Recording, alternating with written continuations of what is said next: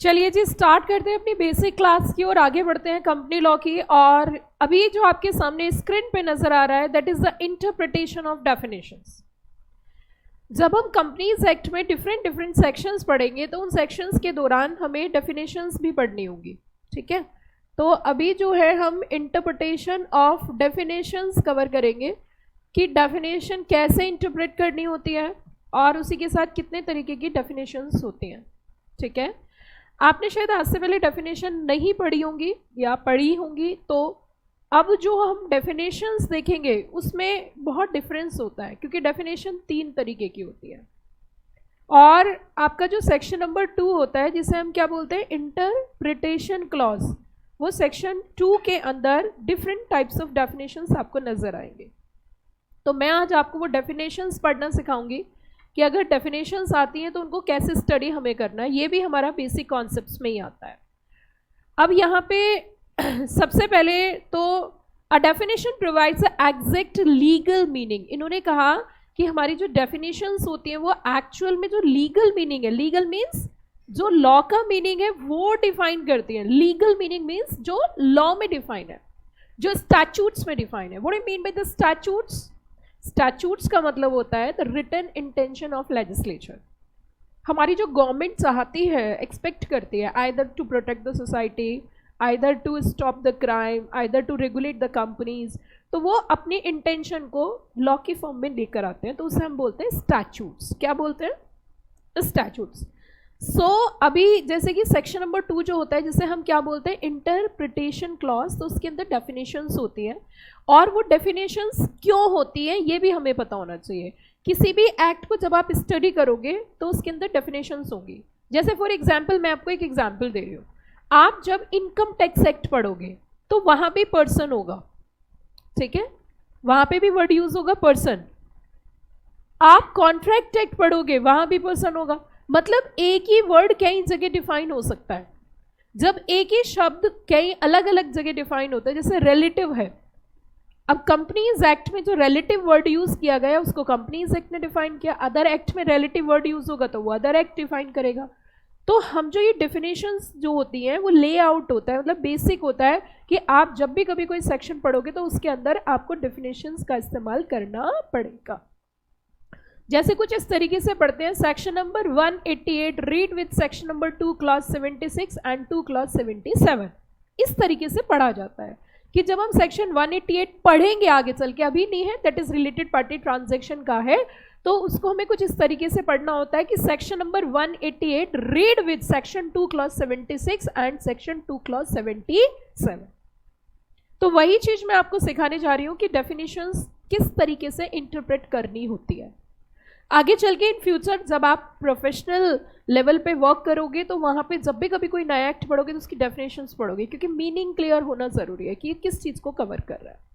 सो legal meaning always override common और dictionary meaning. इन्होंने यहाँ पे एक और बात बताई कि हमारा जो लीगल मीनिंग होता है, legal meaning means what which is to be defined under the act और स्टैट्यूट्स, वो कॉमन मीनिंग नहीं होता।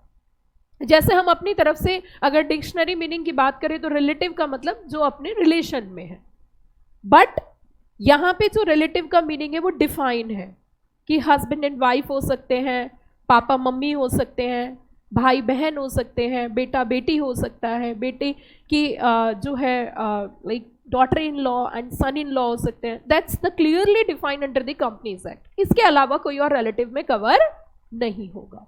तो इस तरीके से उन्होंने क्या किया, डिफाइन किया।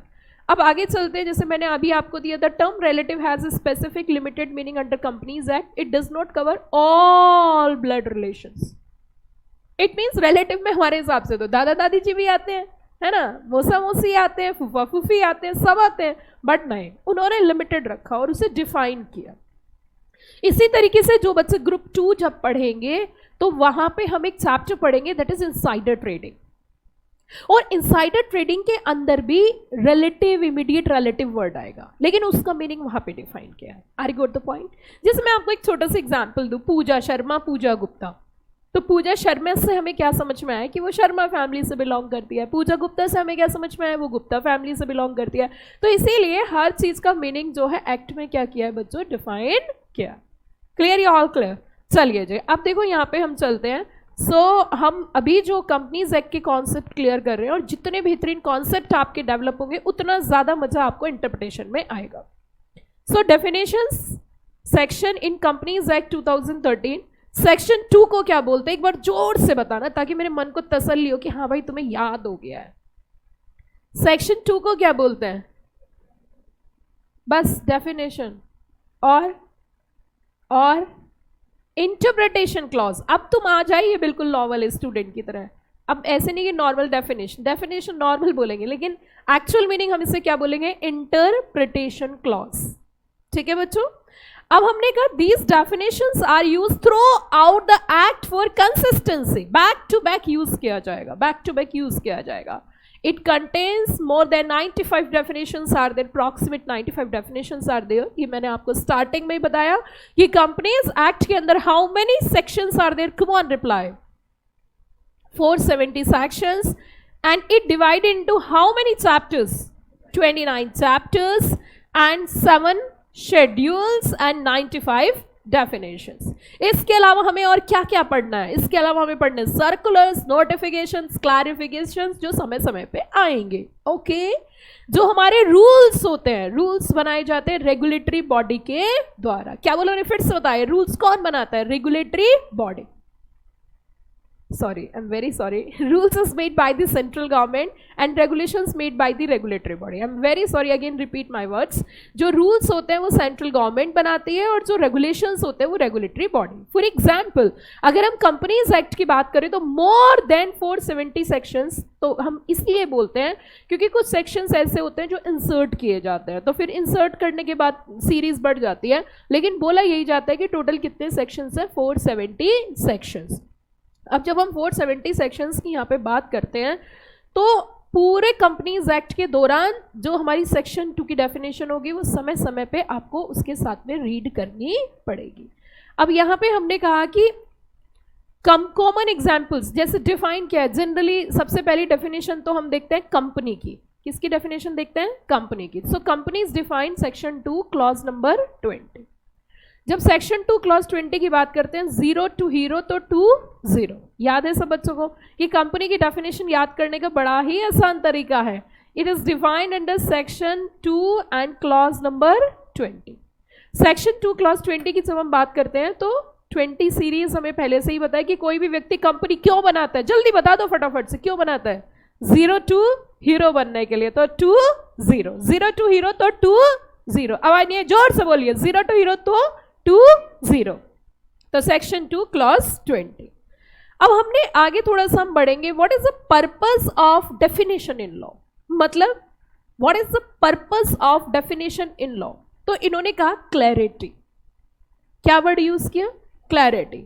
अब क्लैरिटी वर्ड क्यों यूज किया वो भी जरा समझते हैं। क्लैरिटी वर्ड इसलिए यूज किया गया कि जो कंफ्यूजन्स होते हैं, जो एम्बिग्यूटी होती है, एम्बिग्यूटी को मतलब सिंपल भाषा में कंफ्यूजन बोलते हैं, थोड़ी अच्छी इंग्लिश बोलनी है तो आप बोल सकते हैं एम्बिग्यूटी। ठीक है, तो एम्बिग्यूटी का मतलब होता है कंफ्यूजन्स जो होते हैं उनको क्लियर करने के लिए। अब जैसे इसका एग्जाम्पल क्या है? Meaning of financial year is fixed. Companies act के अंदर फाइनेंशियल ईयर का मीनिंग एकदम क्या किया है? फिक्स कर दिया है। फॉर एग्जाम्पल आप बता सकते हो कौन सी डेफिनेशन में डिफाइन है, किस सेक्शन के अंदर डिफाइन है?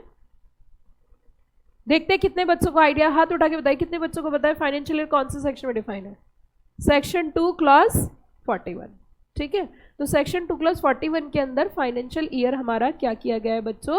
डिफाइन किया गया है। Okay, so this is to be defined section 2 clause 41। लेकिन इसमें मैं एक चीज ऐड कर देना चाहती हूँ कि फाइनेंशियल ईयर सबके लिए सेम है। It start from 1 April and comes to end 31 March. But कुछ स्थिति ऐसी होती है जहाँ पे फाइनेंशियल ईयर चेंज हो सकता है, बट वो नॉर्मल प्रोसेस नहीं है। वो जब हम अकाउंट्स वाला चैप्टर पढ़ेंगे तब मैं क्लियर करूंगी, अभी कोई ज़रूरत नहीं है। अभी सिर्फ इतना समझना है कि financial year is defined under section 2 clause 41। हमने कैसे याद किया था? हाँ जी, कोई बता सकता है कैसे याद किया था सेक्शन 2 क्लॉज 41? कम ऑन जल्दी बताओ, कैसे याद किया था? ये जो आता है एकता लाने के लिए, एकता means not a girl but a unity. एकता लाने के लिए, एकता से ही क्या बना? 41। तो सेक्शन 2 क्लॉज 41। Avoid repetition. अब देखो ऐसा होगा जैसे मान के चलिए हमने सेक्शन नंबर 6 पढ़ा या सेक्शन 8 पढ़ा या सेक्शन 9 पढ़ा या सेक्शन 10 पढ़ा, अब वहां पे जो मीनिंग है उसको बार बार डिफाइन करना पड़ेगा कि यहाँ पे इसका मतलब ये, यहाँ पे इसका मतलब ये। तो अब अगर हमने एक ही बार उसको डिफाइन कर दिया तो आपको उसका मीनिंग कहां से उठाना है, that is to be interpretation clause, मतलब सेक्शन नंबर 2। तो हमें हर सेक्शन में डिफाइन करने की जरूरत नहीं है। जैसे हमने कहा every company is required to follow this section, ठीक है, तो वर्ड क्या यूज किया गया, कंपनी। तो कंपनी शब्द जो है वो बार बार डिफाइन करने की जरूरत नहीं है क्योंकि वो ऑलरेडी डिफाइन है कहां पे, section number 2 clause number 20। Clear, या ऑल क्लियर? आगे चलते हैं। सो पहला पॉइंट क्या रहता है कि किस चीज के लिए, क्लैरिटी के लिए। दूसरा पॉइंट क्या रहता है, अवॉइड रिपीटेशन। तीसरा क्या रहता है, कंसिस्टेंसी। क्या बोला मैंने, कंसिस्टेंसी। कंसिस्टेंसी का मतलब होता है uniform meaning across the act, जैसे कि ऑफिसर इन डिफॉल्ट है। अब ऑफिसर इन डिफॉल्ट के अंदर कंपनी सेक्रेटरी आता है, अदर ऑफिसर्स आते हैं, तो वो सबके लिए यूनिफॉर्म है, हमें पहले से ही पता है कि हम इसमें कवर होता है। अगर कोई सेक्शन बोलता है कि आप ऑफिसर इन डिफॉल्ट में कवर होगा या पेनल्टी ऑफिसर इन डिफॉल्ट पे लगेगी, तो हमें पहले से पता होना चाहिए कि ऑफिसर इन डिफॉल्ट में कौन कौन कवर होते हैं। Interpretation supports guide codes, code check कर लेती है क्या, section 2 first, certainty, reduce disputes and clear boundary for liability. अब देखो हम यहाँ पे ये बहुत इंपॉर्टेंट है और इसकी तरफ हम आगे बढ़ेंगे, ये बहुत इंपॉर्टेंट भी है और इसकी तरफ हम थोड़ा सा आगे चलेंगे।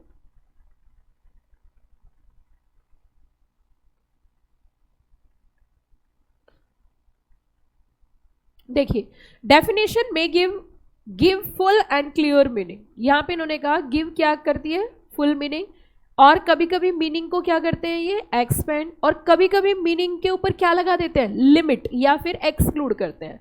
Refer to another act, refer to another act, जैसे मैं आपको एक बात बताऊं, जब हम सीएस की डेफिनेशन देखते हैं आपके कंपनी सेक्रेटरीज एक्ट में डिफाइंड है सीएस का मतलब क्या है, तो जब हम कंपनीज एक्ट में आते हैं तो वो बोल देता है कि भैया आप किसके हिसाब से देख लो, सीएस एक्ट के हिसाब से, तो कई बार हम रेफर भी कर देते हैं, डिफाइन करते हैं। जैसे मैं आपको ये वाला ना एक एग्जाम्पल दिखाती हूँ, हम इसे देखते हैं कि कैसे रेफर किया जाता है, मतलब कैसे एक डेफिनेशन में लिख दिया जाता है just to refer you, just to go through that particular section. तो मैं आपके सामने एक बार यहाँ पे बेयर एक्ट ओपन करती हूँ और उसके बाद में इस चीज़ को यहीं के यहीं क्लियर कर देती हूँ।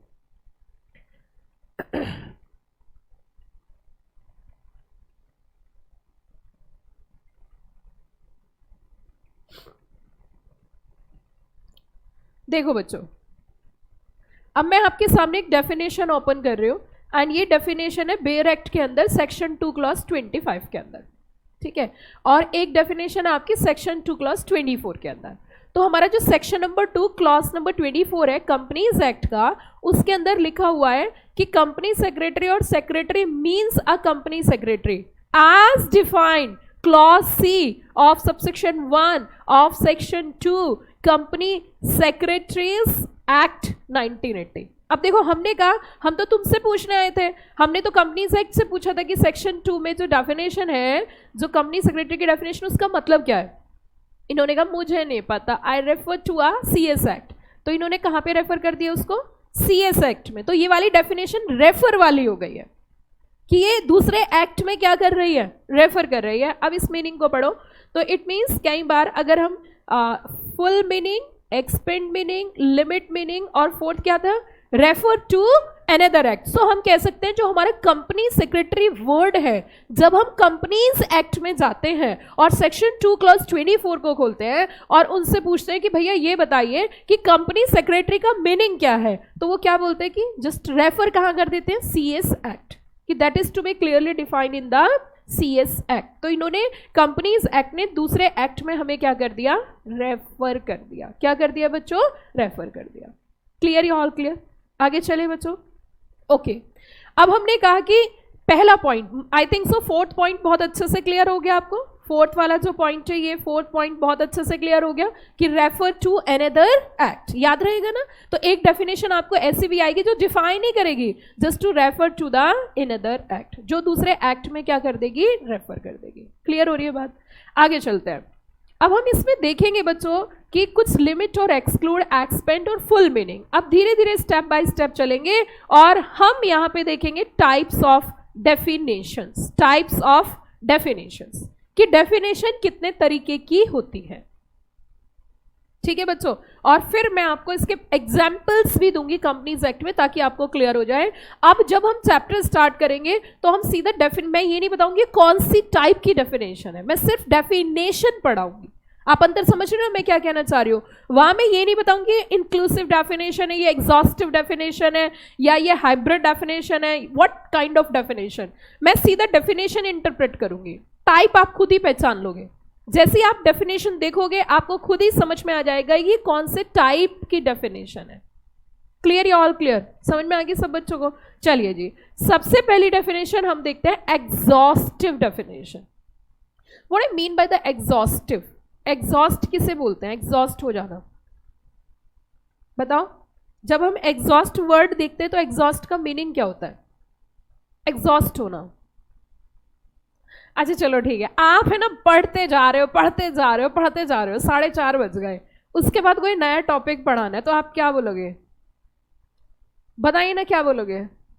बहुत एग्जॉस्ट हो गए हैं, अब my mind is not ready to accept the new things, I am getting so tired, है ना, जो और चीजों को आगे अब एंट्री नहीं देगा। यही है एग्जॉस्टिव। एग्जॉस्टिव भी सही बोलते हैं। अब मैं दूसरा एग्जाम्पल देती हूँ, इसे भी छोड़ दीजिए। आपने देखा होगा जब आप सोसाइटी में रहते हो, इसे छोड़ दो, पढ़ने की बात थोड़ी देर बाद करेंगे। जैसे हम सोसाइटी में रहते हैं तो दो तरीके के लोग होते हैं, एक होता है रिजर्व नेचर के, है ना, और कुछ का नेचर होता है बहुत सोशल, कुछ होता है रिजर्व और कुछ होते हैं सोशल। अब दोनों के बीच में डिफरेंस समझते हैं। जैसे सपोज करिए अभी हम किसी का नाम ले, आपका नाम क्या है? अविका। सपोज करिए अविका ना कोचिंग जा रही थी। अब जहाँ से अविका जैसे अपनी सोसाइटी से निकलती है, अपनी कॉलोनी से निकलती है, तो निकलते हुए इन्होंने बैग ले रखा और ये जा रही है। तो वहाँ में पास में ना इनकी मदर की एक फ्रेंड, मतलब एक आंटी है, और आंटी बोलती है अविका, अविका सुनो बेटा। इन्होंने कहा आंटी नमस्ते, तो बात वहीं खत्म हो जाती है। नहीं, उन्होंने रोका, अविका बेटा रुको ना, कहाँ जा रहे कुछ? अरे आओ ना बेटा अंदर आओ, कॉफ़ी पियेंगे, आओ ना बेटा ब्रेकफास्ट करेंगे, आओ ना बेटा अंदर आओ, अंदर आओ बेटा, बेटा अंदर आओ, बेटा अंदर आओ। ठीक है, अविका कह रहे हैं गेटिंग लेट आंटी, मैं फिर आऊँगी, मेरी कंपनी से की क्लास चल रही है, लेट हो जाएंगे। नहीं बेटा 2 मिनट के लिए पानी पियो। पानी नहीं पीना, ठंड हो रही। बेटा 1 कप चाय। नहीं मैं चाय नहीं पीती। ग्रीन टी, मैं ग्रीन टी नहीं पीती। Green coffee. Oh my God, देखा आपने ऐसे लोगों को कितने अच्छे होते हैं ना, मतलब उनको अच्छा लगता है कि हमारे पास कोई आए, आके बैठे, हम उसके साथ चाय पिए, कॉफ़ी पिए। ऐसा नोटिस किया कभी आपने? अच्छा, ये तो एक टाइप ऑफ आंटी हो गई है। एक दूसरी टाइप ऑफ आंटी देखते हैं, जैसे मान के चलिए अविका क्लास लेने जा रही है, तो जब क्लास लेने जा रही है अविका, तो दूसरी टाइप ऑफ आंटी मिलती है।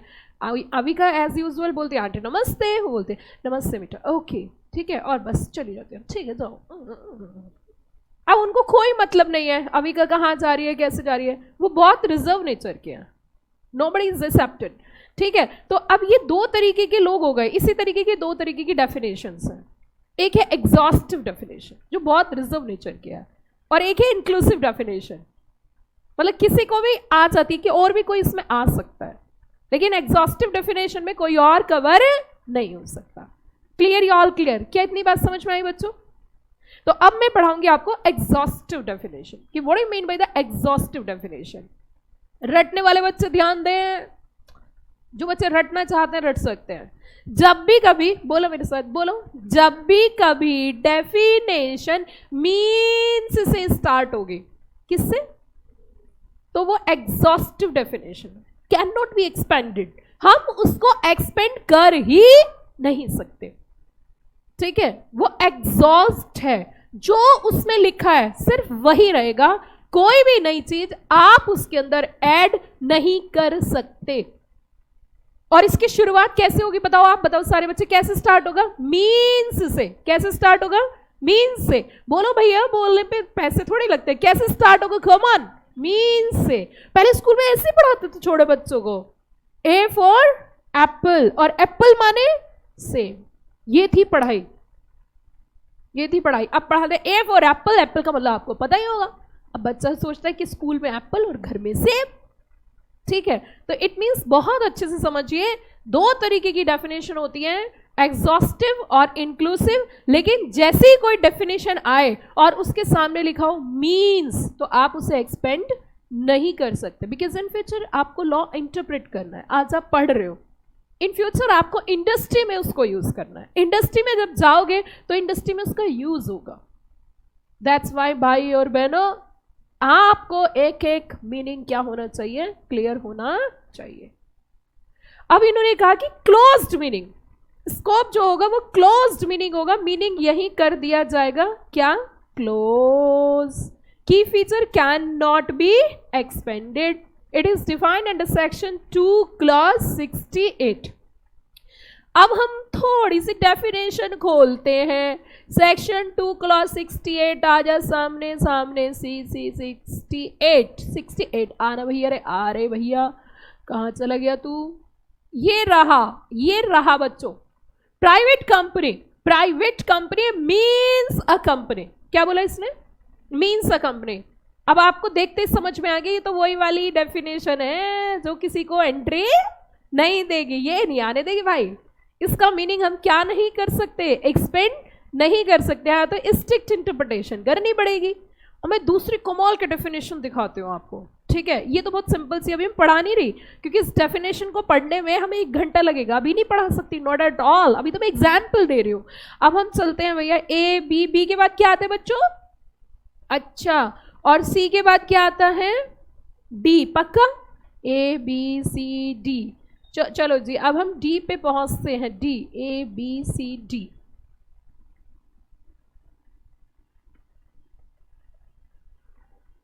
ये देखिए, डी फॉर, ये बताइए, D for director, D for director, D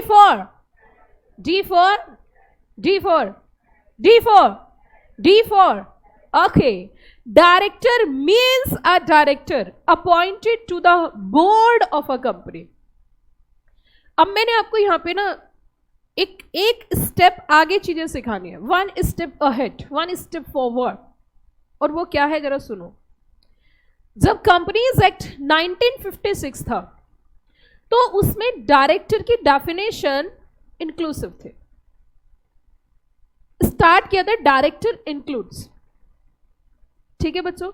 लेकिन जब कंपनीज एक्ट 2013 आया, उसने कहा डायरेक्टर की डेफिनेशन स्टार्ट होगी मींस से।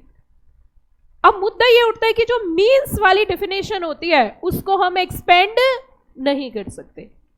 मैं आपको इसका लॉजिक सिखाती हूं बच्चों। इसका लॉजिक एकदम साफ है कि जब हम कंपनीज एक्ट 1956 की बात करते हैं, तो वहां पे डेफिनेशन के अंदर कुछ ऐसे पर्सन्स भी आते थे जिनको कंपनी ने अपॉइंट नहीं किया, लेकिन फिर भी डायरेक्टर माने जाएंगे। एग्जाम्पल दे दूं, सुनोगे ध्यान से। एक एग्जाम्पल देती हूं आपको छोटा सा। आप सभी बच्चे जानते होंगे, हमारे देश के प्रधानमंत्री थे डॉक्टर मनमोहन सिंह। बहुत ब्रिलियंट पर्सनालिटी, अवार्डेड पर्सनालिटी, बड़े इकोनॉमिस्ट। लेकिन जैसे कि आप सभी जानते हो भाई और बहनों, सरकार किसके इशारे पे चलती थी, बताइए ना, सरकार किसके इशारे पे चलती थी? आवाज नहीं आ रही, जोर से बोलो। सोनिया गांधी जी के। तो प्राइम मिनिस्टर तो डॉक्टर मनमोहन सिंह थे, लेकिन देश किसकी डायरेक्शन पे चलता था? तो वो थी शैडो प्राइम मिनिस्टर। कैसी prime minister? Shadow prime minister. इसी प्रकार कंपनीज एक्ट 1956 में कुछ व्यक्ति ऐसे होते थे जिनको अपॉइंट किया जाता था कि कंपनी के डायरेक्टर हैं, परंतु वो काम किसके डायरेक्शन पे करते थे? किसी अदर डायरेक्टर के। तो जिसकी डायरेक्शन पे वो काम कर रहे हैं डायरेक्टर्स, तो उनको भाई और बहनों क्या बोलते थे? Shadow director. और जब कंपनी कुछ गलत करती थी तो शैडो डायरेक्टर को भी पकड़ लिया जाता था और कौन सी डेफिनेशन में डाल देते थे? डायरेक्टर की। क्या नाम देकर? शैडो। क्या मेरी बात समझ में आई? करोड़ों रुपए की बात बता दी मैंने आपको कुछ रुपयों में। अब वो वहां पे कॉन्सेप्ट क्या था कि वहां पे जो पेनल्टी थी बच्चों कंपनीज एक्ट 1956 में, वो 500, 600, 700, 1000 थी। अब कंपनीज एक्ट 2013 के अंदर इन्होंने बोला ना, अब डेफिनेशन पुराने वाली नहीं चलेगी। अब डेफिनेशन की स्टार्टिंग होगी मींस से। और डायरेक्टर सिर्फ वही व्यक्ति होगा जिसको कंपनी एक प्रोसेस के द्वारा अपॉइंट करेगी बोर्ड के अंदर। बाकी किसी व्यक्ति को आप इस डेफिनेशन में कवर नहीं कर सकते।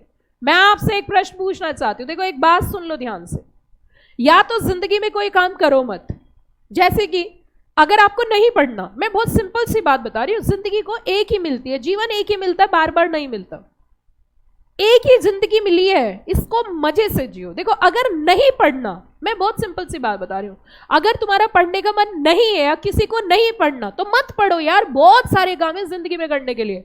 अपना कोई काम कर लो, पापा के साथ कोई काम कर लो, कुछ भी कर लो, अपना कोई प्रोफेशन कैरी कर लो, मत पढ़ो। अगर मन नहीं है तो जिसमें मन है वो काम करो, घर वाले करने देंगे वो बात अलग है।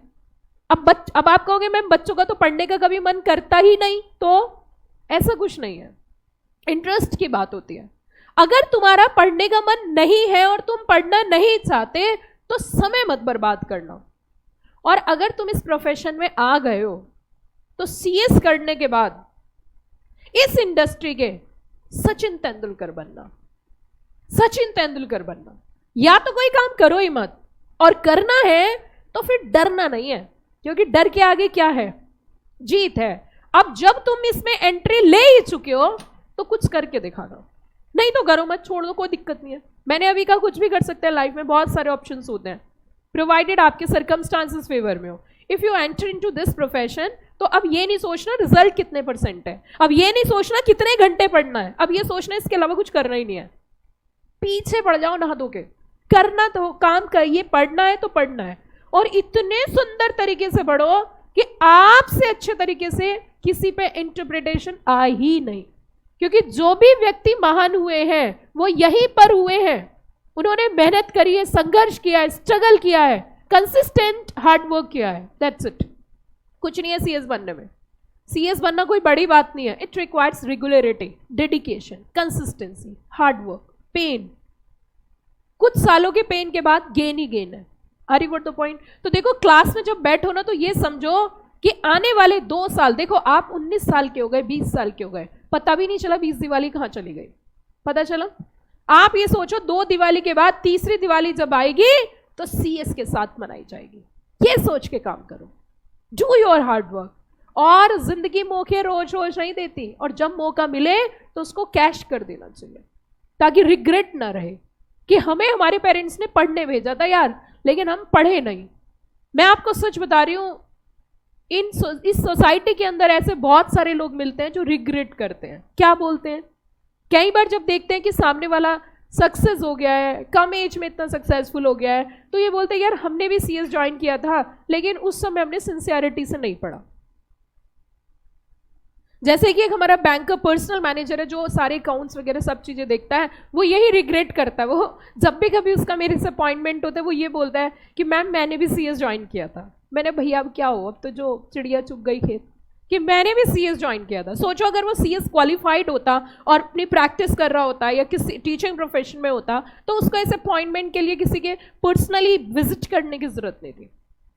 अब वो पर्सनली विजिट करता है, सिर्फ किसके लिए? मुझे बैंक नहीं जाना क्योंकि मेरे पास टाइम नहीं है, तो वो पर्सनली विजिट करता है सिग्नेचर लेने के लिए, कोई भी काम करने के लिए, और उसे रिग्रेट होता है। वो क्या सोचता है कि शायद मैं भी सीएस होता तो मेरी भी ऐसी इसी तरीके की सिचुएशन होती। बट आज वो क्या कर रहा है कि आपके घर पे या आपके ऑफिस में आपके अकॉर्डिंग, आपके टाइम शेड्यूल के अकॉर्डिंग आ रहा है। So that is the difference बच्चों। उसे रिग्रेट है इस बात का, लेकिन अब क्या हो सकता है? अब कुछ नहीं हो सकता। मैं नहीं चाहती कि आपको ऐसा रिग्रेट जिंदगी में हो, मुझे नहीं होता कुछ भी रिग्रेट, क्योंकि मुझे पता है जब मुझे ये अपॉर्चुनिटी मिली थी बच्चों, मैं ईमानदारी से आपको बता रही हूँ, जब मुझे अपॉर्चुनिटी मिली थी कि मुझे पढ़ने की अपॉर्चुनिटी मिली और मुझे सीएस करना है, तो मैंने पीछे मुड़ के कभी नहीं देखा। इतनी ईमानदारी से पढ़ाई करी, इतनी शिद्दत से पढ़ाई करी कि भगवान ने, ठीक है एफर्ट्स लगाने पड़ते हैं लेकिन रिजल्ट आपके सामने है। इसीलिए मैं आपसे कहती हूं कि रिग्रेट नहीं होना चाहिए। अगर मुझे पढ़ाने का भी अपॉर्चुनिटी मिली कि सीएस के बच्चों को तुम्हें पढ़ाना है, सीए के बच्चों को तुम्हें पढ़ाना है, तो मैं अपना 100% लगा देती हूँ कि भाई पढ़ाना है तो पढ़ाना है। आई एम गेटिंग मैड, मेरे लिए कोई चीज इंपॉर्टेंट नहीं है। अगर मुझे क्लास लेनी है तो लेनी है, आइदर मेरे घर के अंदर भी अगर फंक्शन होता है तो मैं नहीं अटेंड करती। मेरा बहुत सिंपल आंसर होता है, आपका फंक्शन फिर से हो सकता है, लेकिन बच्चों का करियर वापस नहीं आ सकता। या तो फिर आप ये वाली अपॉर्चुनिटी, या तो ये जिम्मेदारी मत लो, क्योंकि हमारे कंधों पे इतने सारे बच्चों की जिम्मेदारी है, इतने सारे पेरेंट्स वेट कर रहे हैं। Your parents are waiting the day when you become CS. आप ये समझिए, तो ये समझना होता है। कई बार मेरे पेरेंट्स को मेरे से शिकायत होती है कि मैं उन्हें टाइम नहीं दे पाती, तो मैं उनसे एक ही बात बोलती हूँ, देखो जब मैं सीएस कर रही थी तो आपको मुझसे कितनी उम्मीद थी, अब ऐसे ही बच्चों के पेरेंट्स को भी उनसे उम्मीद है, तो आप उनको भी कंसिडर करो। मान जाते हैं, तरीका है मनाने का, बड़ी सिंपल सी बात है। Are you got to point everybody? घर पे होली है, दिवाली है, फंक्शन है, nothing nothing nothing, only one thing, पहली मेरी पढ़ाई, बात की सारी चीजें। अगर ये आपका एटीट्यूड रहेगा तो मैं लिख के देती हूं पेपर पे, आप सीएस जरूर बनोगे। अगर एटीट्यूड अच्छा नहीं होगा बहुत डिले हो जाएगा, और एक बार ट्रैक खराब होता है तो हो ही जाता है। It's better you have to do hard work.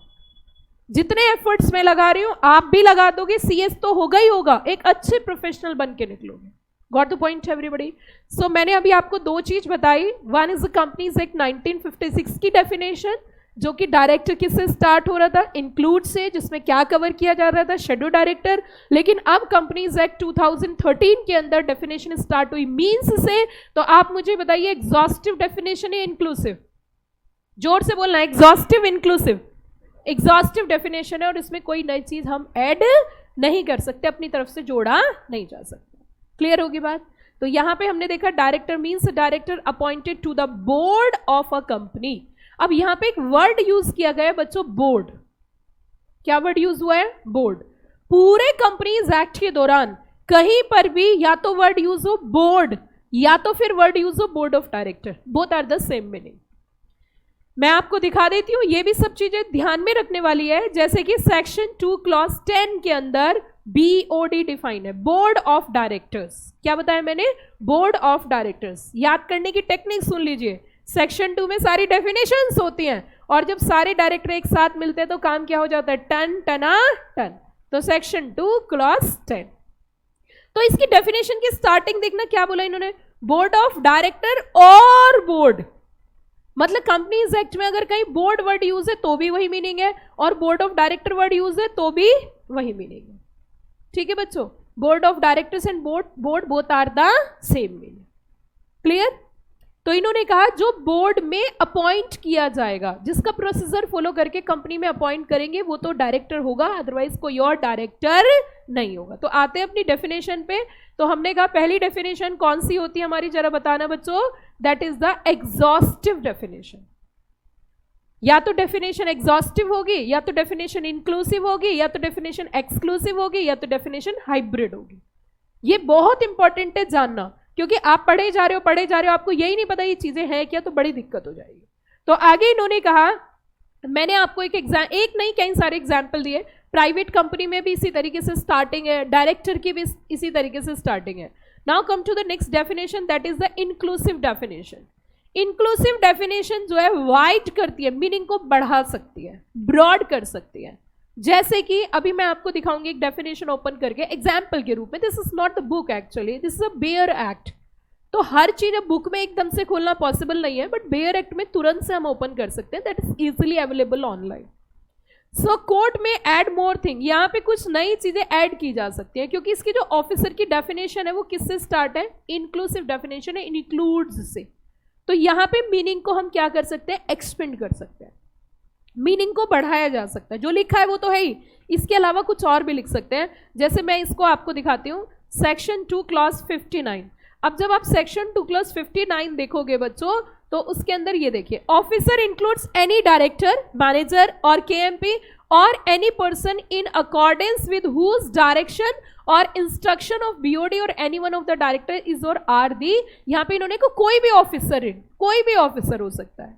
तो इसका मतलब ये वाली जो डेफिनेशन है वो कैसी डेफिनेशन है? इंक्लूसिव। स्टार्टिंग किससे हुई है? इंक्लूड से। तमाम तरीके की जितनी भी डेफिनेशंस आपको नजर आ रही हैं, आप कोई भी डेफिनेशन देख लीजिए, या तो वो स्टार्ट होगी मीन्स से, या वो स्टार्ट होगी इंक्लूड से। इसके अलावा एक और कॉम्बिनेशन आपको मिलेगा, 2 और कॉम्बिनेशन मिलेंगे, वो मैं बताऊंगी। इन 4 कॉम्बिनेशन के अलावा बाकी और कॉम्बिनेशन नहीं रहेगा, यही 3-4 तरीके के कॉम्बिनेशन होंगे। या तो डेफिनेशन स्टार्ट होगी किससे, मीन्स से, या डेफिनेशन स्टार्ट होगी इंक्लूड से, या डेफिनेशन स्टार्ट होगी दोनों से।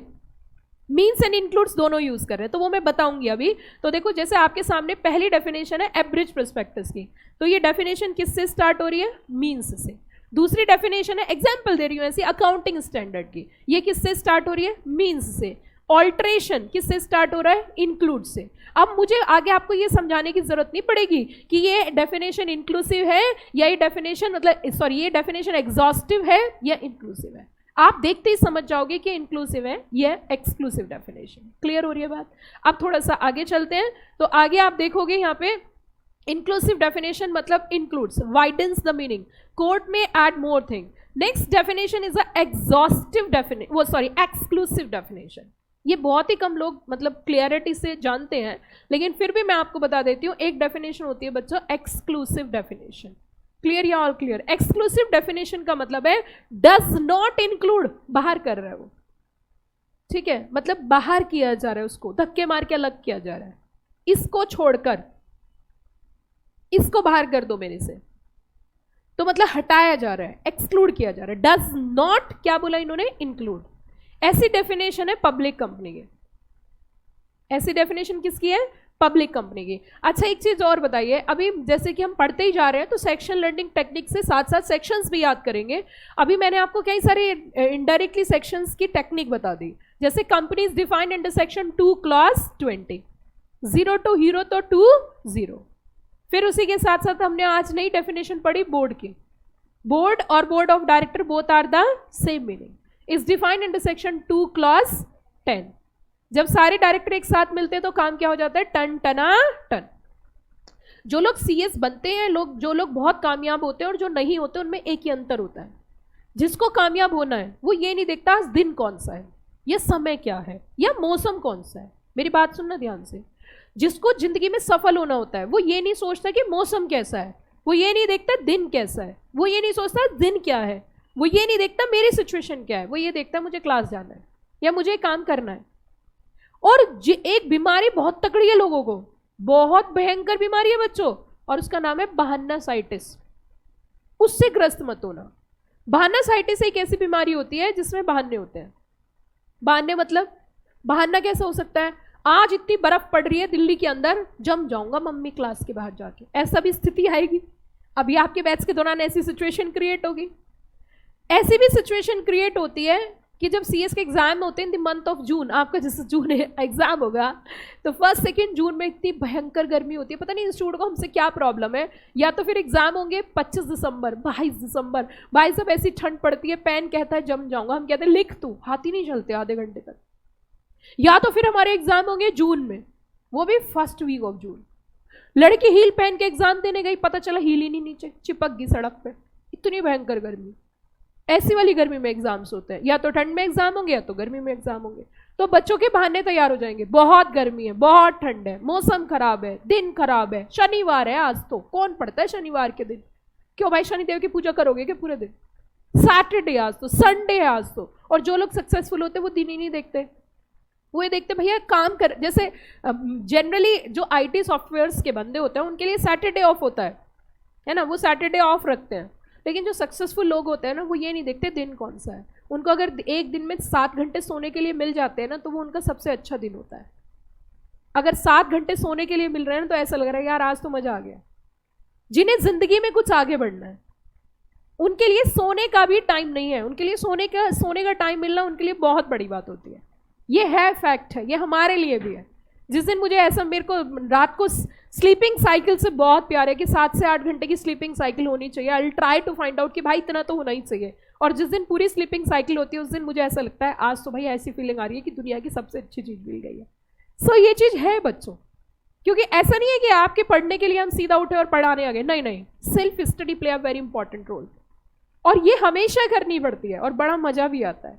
तो देखिए इसमें सुनिए ध्यान से, इंक्लूसिव, एक्सक्लूसिव। एक्सक्लूसिव, अब ये जो एग्जाम्पल मैं लेके आई हूं ये सेल्फ स्टडी की बदौलत है। सेल्फ स्टडी से हम इजीली अपने बच्चों को सही चीजें एक्सप्लेन कर पाते हैं, सटीक एग्जाम्पल दे पाते हैं, कुछ नई चीजें बता पाते हैं। अब यहाँ पे इन्होंने एक पब्लिक कंपनी है, तो मैंने आपको बताया था जल्दी जल्दी बताना, बोर्ड ऑफ डायरेक्टर। बच्चों मैं तो जब ड्राइव कर रही होती तब भी सोचती यार कोई सेक्शन लर्निंग टेक्निक आ जाए माइंड में, ताकि बच्चों को नई टेक्निक दे सकें। जैसे अभी मैंने आपको सिखाया बोर्ड ऑफ डायरेक्टर, कैसे याद करोगे? Section 2 class 10। जब सारे डायरेक्टर एक साथ होते हैं तो काम क्या हो जाता है? टन टना टन। तो सेक्शन 2 क्लास 10। क्लियर हुई बात? फिर उसी के साथ साथ हमने अगली डेफिनेशन पढ़ी 68 की। मैंने आपको 4 डेफिनेशन एक साथ सिखाई थी। कौन कौन सी? 68, 69, 70, 71। कैसे? 6 और 8 छटनी होता है, चटनी नहीं, छटनी मीन्स काम करना। और प्राइवेट कंपनी की अगर हम बात करें तो इस डिफाइंड अंडर सेक्शन 2 क्लॉज 68। कहां डिफाइंड है? 68। हमने याद किया था प्राइवेट कंपनी के कौन, कमॉन बताइए जल्दी से। प्राइवेट कंपनी के प्रमोटर। हाँ जी, फिर से बताइए। प्राइवेट कंपनी के प्रमोटर प्रॉस्पेक्टस इशू करके क्या बनाते हैं? Public company. So private company is defined under section 2 clause, आवाज नहीं, जोर से बोलो, 2 क्लॉज। ओके, उसी के साथ साथ नेक्स्ट प्रमोटर इज डिफाइंड, क्या बात है, and prospectus is defined and public company is defined 71। तो अभी मैं आपको एक एग्जांपल खोल के दिखाती हूं, that is to be public company. अगर पब्लिक कंपनी की बात करें तो वो हमारी डिफाइन है सेक्शन नंबर 2 क्लॉज नंबर 71 के अंदर। और जब सेक्शन 2 क्लॉज 71 खोलेंगे तो भैया ये तो अलग ही तरीके की डेफिनेशन है। बताओ क्या ये मीन्स से स्टार्ट होगी या इंक्लूड से, या कुछ और बोलेगी? हाँ जी, 71 भैया तू कहाँ चली गई? अब देखो आप इसमें कुछ क्या बोला गया। Public company means a company which is not a private company. इसने चीजों को एक्सक्लूड किया, हटाया, नॉट से स्टार्ट हुई। मीन्स कंपनी तो है लेकिन वो नहीं है जो प्राइवेट कंपनी है, which is not a private company, जो कि प्राइवेट कंपनी नहीं है, प्राइवेट कंपनी नहीं है। क्लियर या ऑल क्लियर? जो कि प्राइवेट कंपनी नहीं है। तो हम जब इस तरीके की डेफिनेशन की बात करते हैं तो इंक्लूसिव मतलब includes, exclusive does not include, और इसका मीनिंग नैरो हो जाता है। तो पब्लिक कंपनी में कुछ और नहीं डिफाइन किया, बस सीधी सीधी बात बोली कि पब्लिक कंपनी वो कंपनी है जो प्राइवेट कंपनी नहीं है। ठीक है बच्चों, कि पब्लिक कंपनी वो कंपनी है जो प्राइवेट कंपनी नहीं है। आगे चलते हैं, और इससे क्या होता है, कॉन्फ्यूजन को हम क्या कर सकते हैं? Prevent. Now next one is a hybrid definition. अगर हम हाइब्रिड डेफिनेशन की बात करें तो वो दोनों के साथ आएगी, उसमें मीन्स वर्ड भी यूज होगा और उसमें इंक्लूड्स वर्ड भी यूज होगा। क्या क्या बताया मैंने? मीन्स भी होगा और साथ में इंक्लूड्स भी होगा। जैसे कि इट्स अ कंप्लीट प्लस साथ में क्या है? एक्सपेंडेबल। कंप्लीट भी है और expendable. Net worth is defined under section 2 clause 57। इसमें मीन्स भी आएगा और इसमें साथ में क्या आएगा बच्चों? एक्सक्लूड भी आएगा। मैं आपको ये दिखाती हूँ, इस तरीके की डेफिनेशन आएगी तो आप समझ लेना इसमें दोनों चीजें लगभग कवर की गई है। ये देखिए,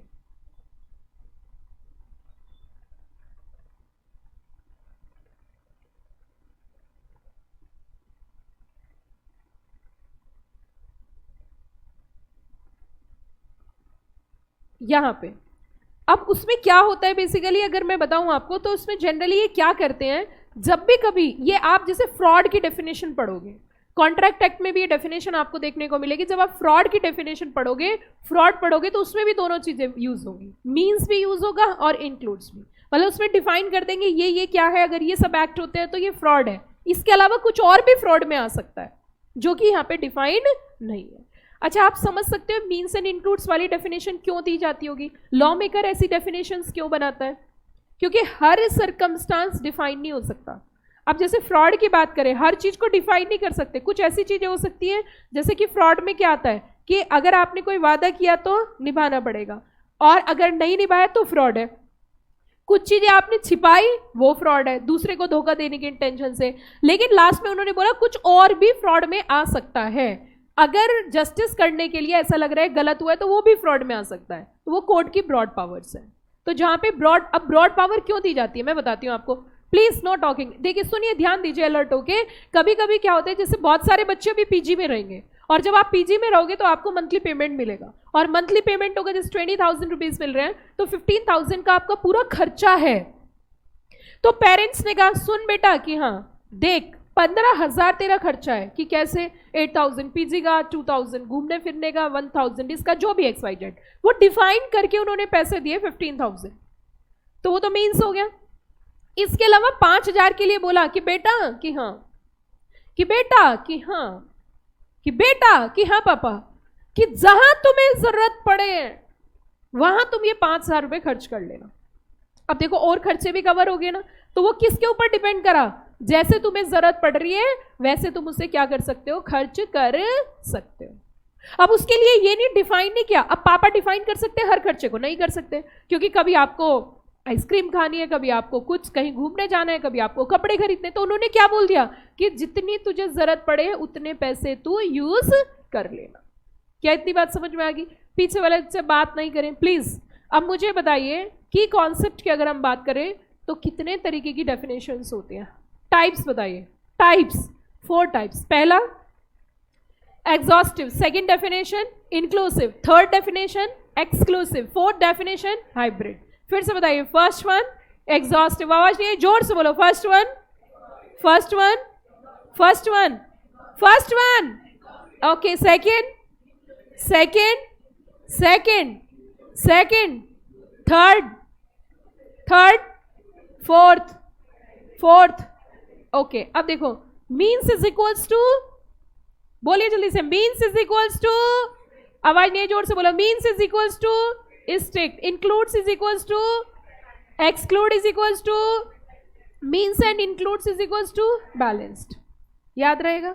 पक्का पक्का, कच्चा कच्चा, वाह ब्यूटीफुल। चलिए जी, अब देखिए हम यहाँ पे सिंपली बात है, एग्जॉस्टिव डेफिनेशन जब इंटरप्रेट की जाएगी तो आप उसमें अलग से कोड कुछ भी ऐड नहीं कर सकता, तो only what is written that is to be legally recognised. जो लिखा है बस उसी की इंटरप्रिटेशन करनी है। Use where strict clarity is required. Example is a private company and private company is defined under section 2 clause 68।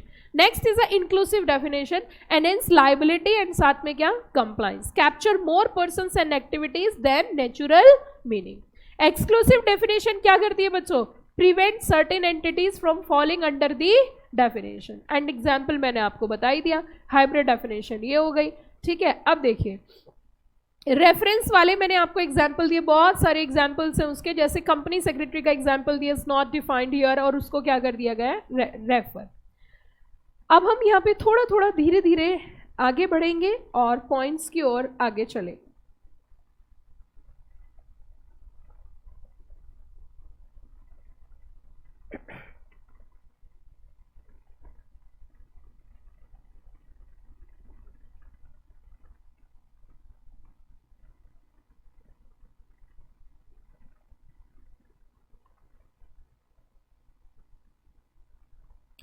अब इसमें आपको आना है बच्चों, पेज नंबर मैं बता देती हूँ,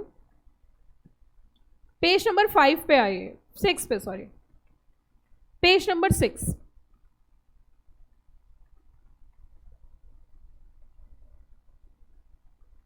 पेज नंबर 6।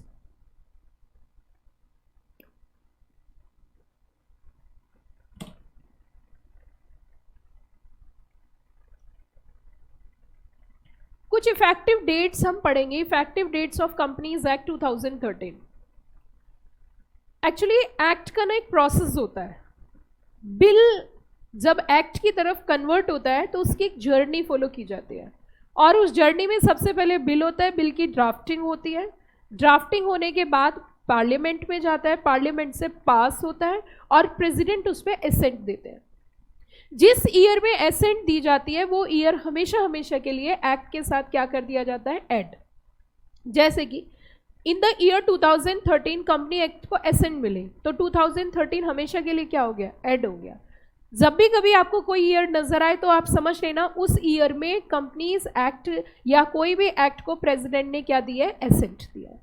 सो अब देखो इधर यहाँ पे कुछ इवेंट्स पढ़ते हैं जो कि आपको बहुत कम नजर आएंगे, ये भी एक एक्सपर्ट पॉइंट ऑफ व्यू से मैं आपको बता रही हूँ ताकि आप इन फ्यूचर चीज़ों का बहुत अच्छा क्लैरिटी रखें। तो सबसे पहले प्रेसिडेंट ने जब एसेंट दी थी, एक्ट बिकम्स लॉ जो हुआ था, उसकी डेट है बच्चों 29 अगस्त and the year is 2013। Gazette में जो एक्ट ऑफिशियली नोटिफाई किए गए थे वो डेट है आपकी 30 अगस्त 2013। फर्स्ट कमेंसमेंट जब सबसे पहली बार out of 470 sections 98 sections enforce किए थे, फोर्स किए थे, वो किए थे 12 सितंबर 2013। और जो मेजर प्रोविजन एनफोर्स किए थे वो इन्होंने किए थे 1 अप्रैल 2014। और उसके बाद भी बहुत सारे सेक्शंस धीरे धीरे धीरे धीरे इफेक्टिव होते गए और पिक्चर्स में आते गए। क्लियर होगी बात? तो यहाँ पे अगर आप देखो तो कुछ चीजें आप समझिए जरा। Explanation of effective date. Act as a statutes for formally elected. Formally elect जो हुआ था वो तो किस दिन हुआ था बच्चों? That is to be 29th of August and the year is 2013 when it received the president assent. However, law does not become operative for all provision automatically. Different sections are coming to phases. जैसे सबसे पहली बार जो picture में effective किए गए थे वो कितने सेक्शन इफेक्टिव किए गए थे? 98 सेक्शन। क्या कोई बच्चा बता सकता है कि पहले दिन ही 470 सेक्शन पिक्चर में क्यों नहीं आए? क्या रीजन था कि सारे सेक्शन जितने भी थे वो सारे के सारे सेक्शंस पिक्चर में नहीं आए? इसकी क्या वजह थी? बता सकता है कोई बच्चा? हाँ जी, ऐसी क्या वजह थी कि सारे के सारे जितने भी सेक्शंस थे वो सारे के सारे सेक्शंस एक साथ पिक्चर में नहीं लाए गए? पीछे वाले बच्चे बताएंगे। हेलो, हाँ जी, जो बच्चे लास्ट में बैठे उन्हें ऐसा लग रहा है यार, हाँ बताइए जल्दी से, क्या वजह थी, क्या रीजन था? बोलो ना। सारे सेक्शंस पिक्चर में क्यों नहीं आए थे? इसका क्या कारण था? इसकी क्या वजह थी?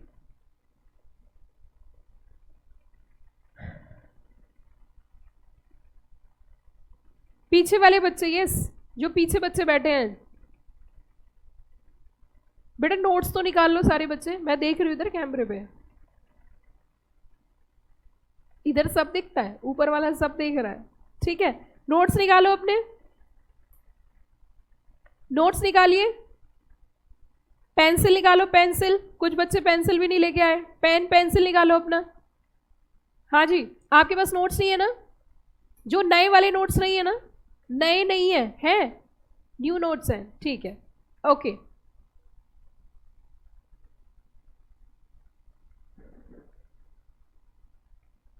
निकालो बेटा जिसने नहीं निकाले। कुछ बच्चे बस ऐसे ही बैठे हैं।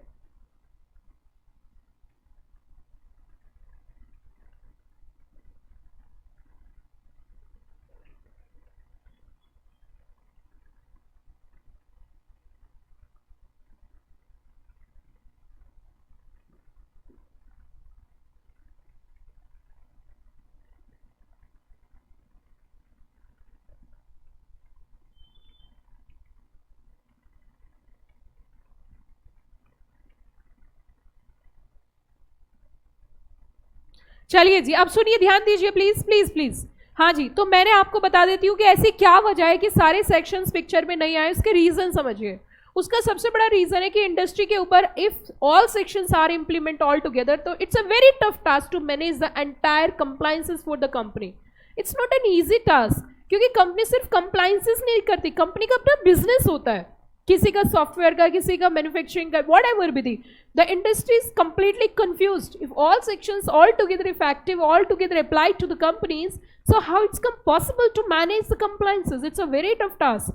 That's why they are deciding कि ठीक है हम क्या करेंगे, पार्ट्स में सेक्शंस अप्लाई करेंगे, सारे के सारे सेक्शंस वन शॉट हम अप्लाई नहीं करेंगे। आपको यकीन नहीं आएगा, कुछ सेक्शंस ऐसे थे जो इन द ईयर 2016 जून से इफेक्टिव हुए। ये भी कमाल की बात सुन लीजिए। इस हिंदुस्तान के अंदर अब सबसे ज्यादा नॉलेज अगर किसी से एक्सपेक्ट की जाती है कंपनी लॉ में तो वो कंपनी सेक्रेटरी है। और नॉलेज मीन्स ये होता है कि हमें हर चीज पता होनी चाहिए। जब एक्सपर्ट वर्ड यूज किया जाता है तो कोई भी आप वहां पे स्पेस नहीं छोड़ सकते।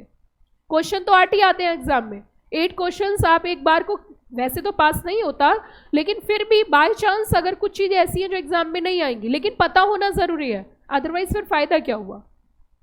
तो इसीलिए मैं आपसे बताना चाहती हूँ कि मेन चीज ये है कि अगर सारे सेक्शंस वन शॉट हम अप्लाई कर देते, कुछ सेक्शंस ऐसे थे जो जून 2016 में इफेक्टिव आए। इसका भी रीजन समझिए। एक समय ऐसा था मेरे लिए कि मैं पढ़ा रही थी कंपनीज एक्ट 2013, बीच में आ चुका था कंपनी अमेंडमेंट एक्ट 2015, समझ आई कुछ बात? क्या बोला मैंने?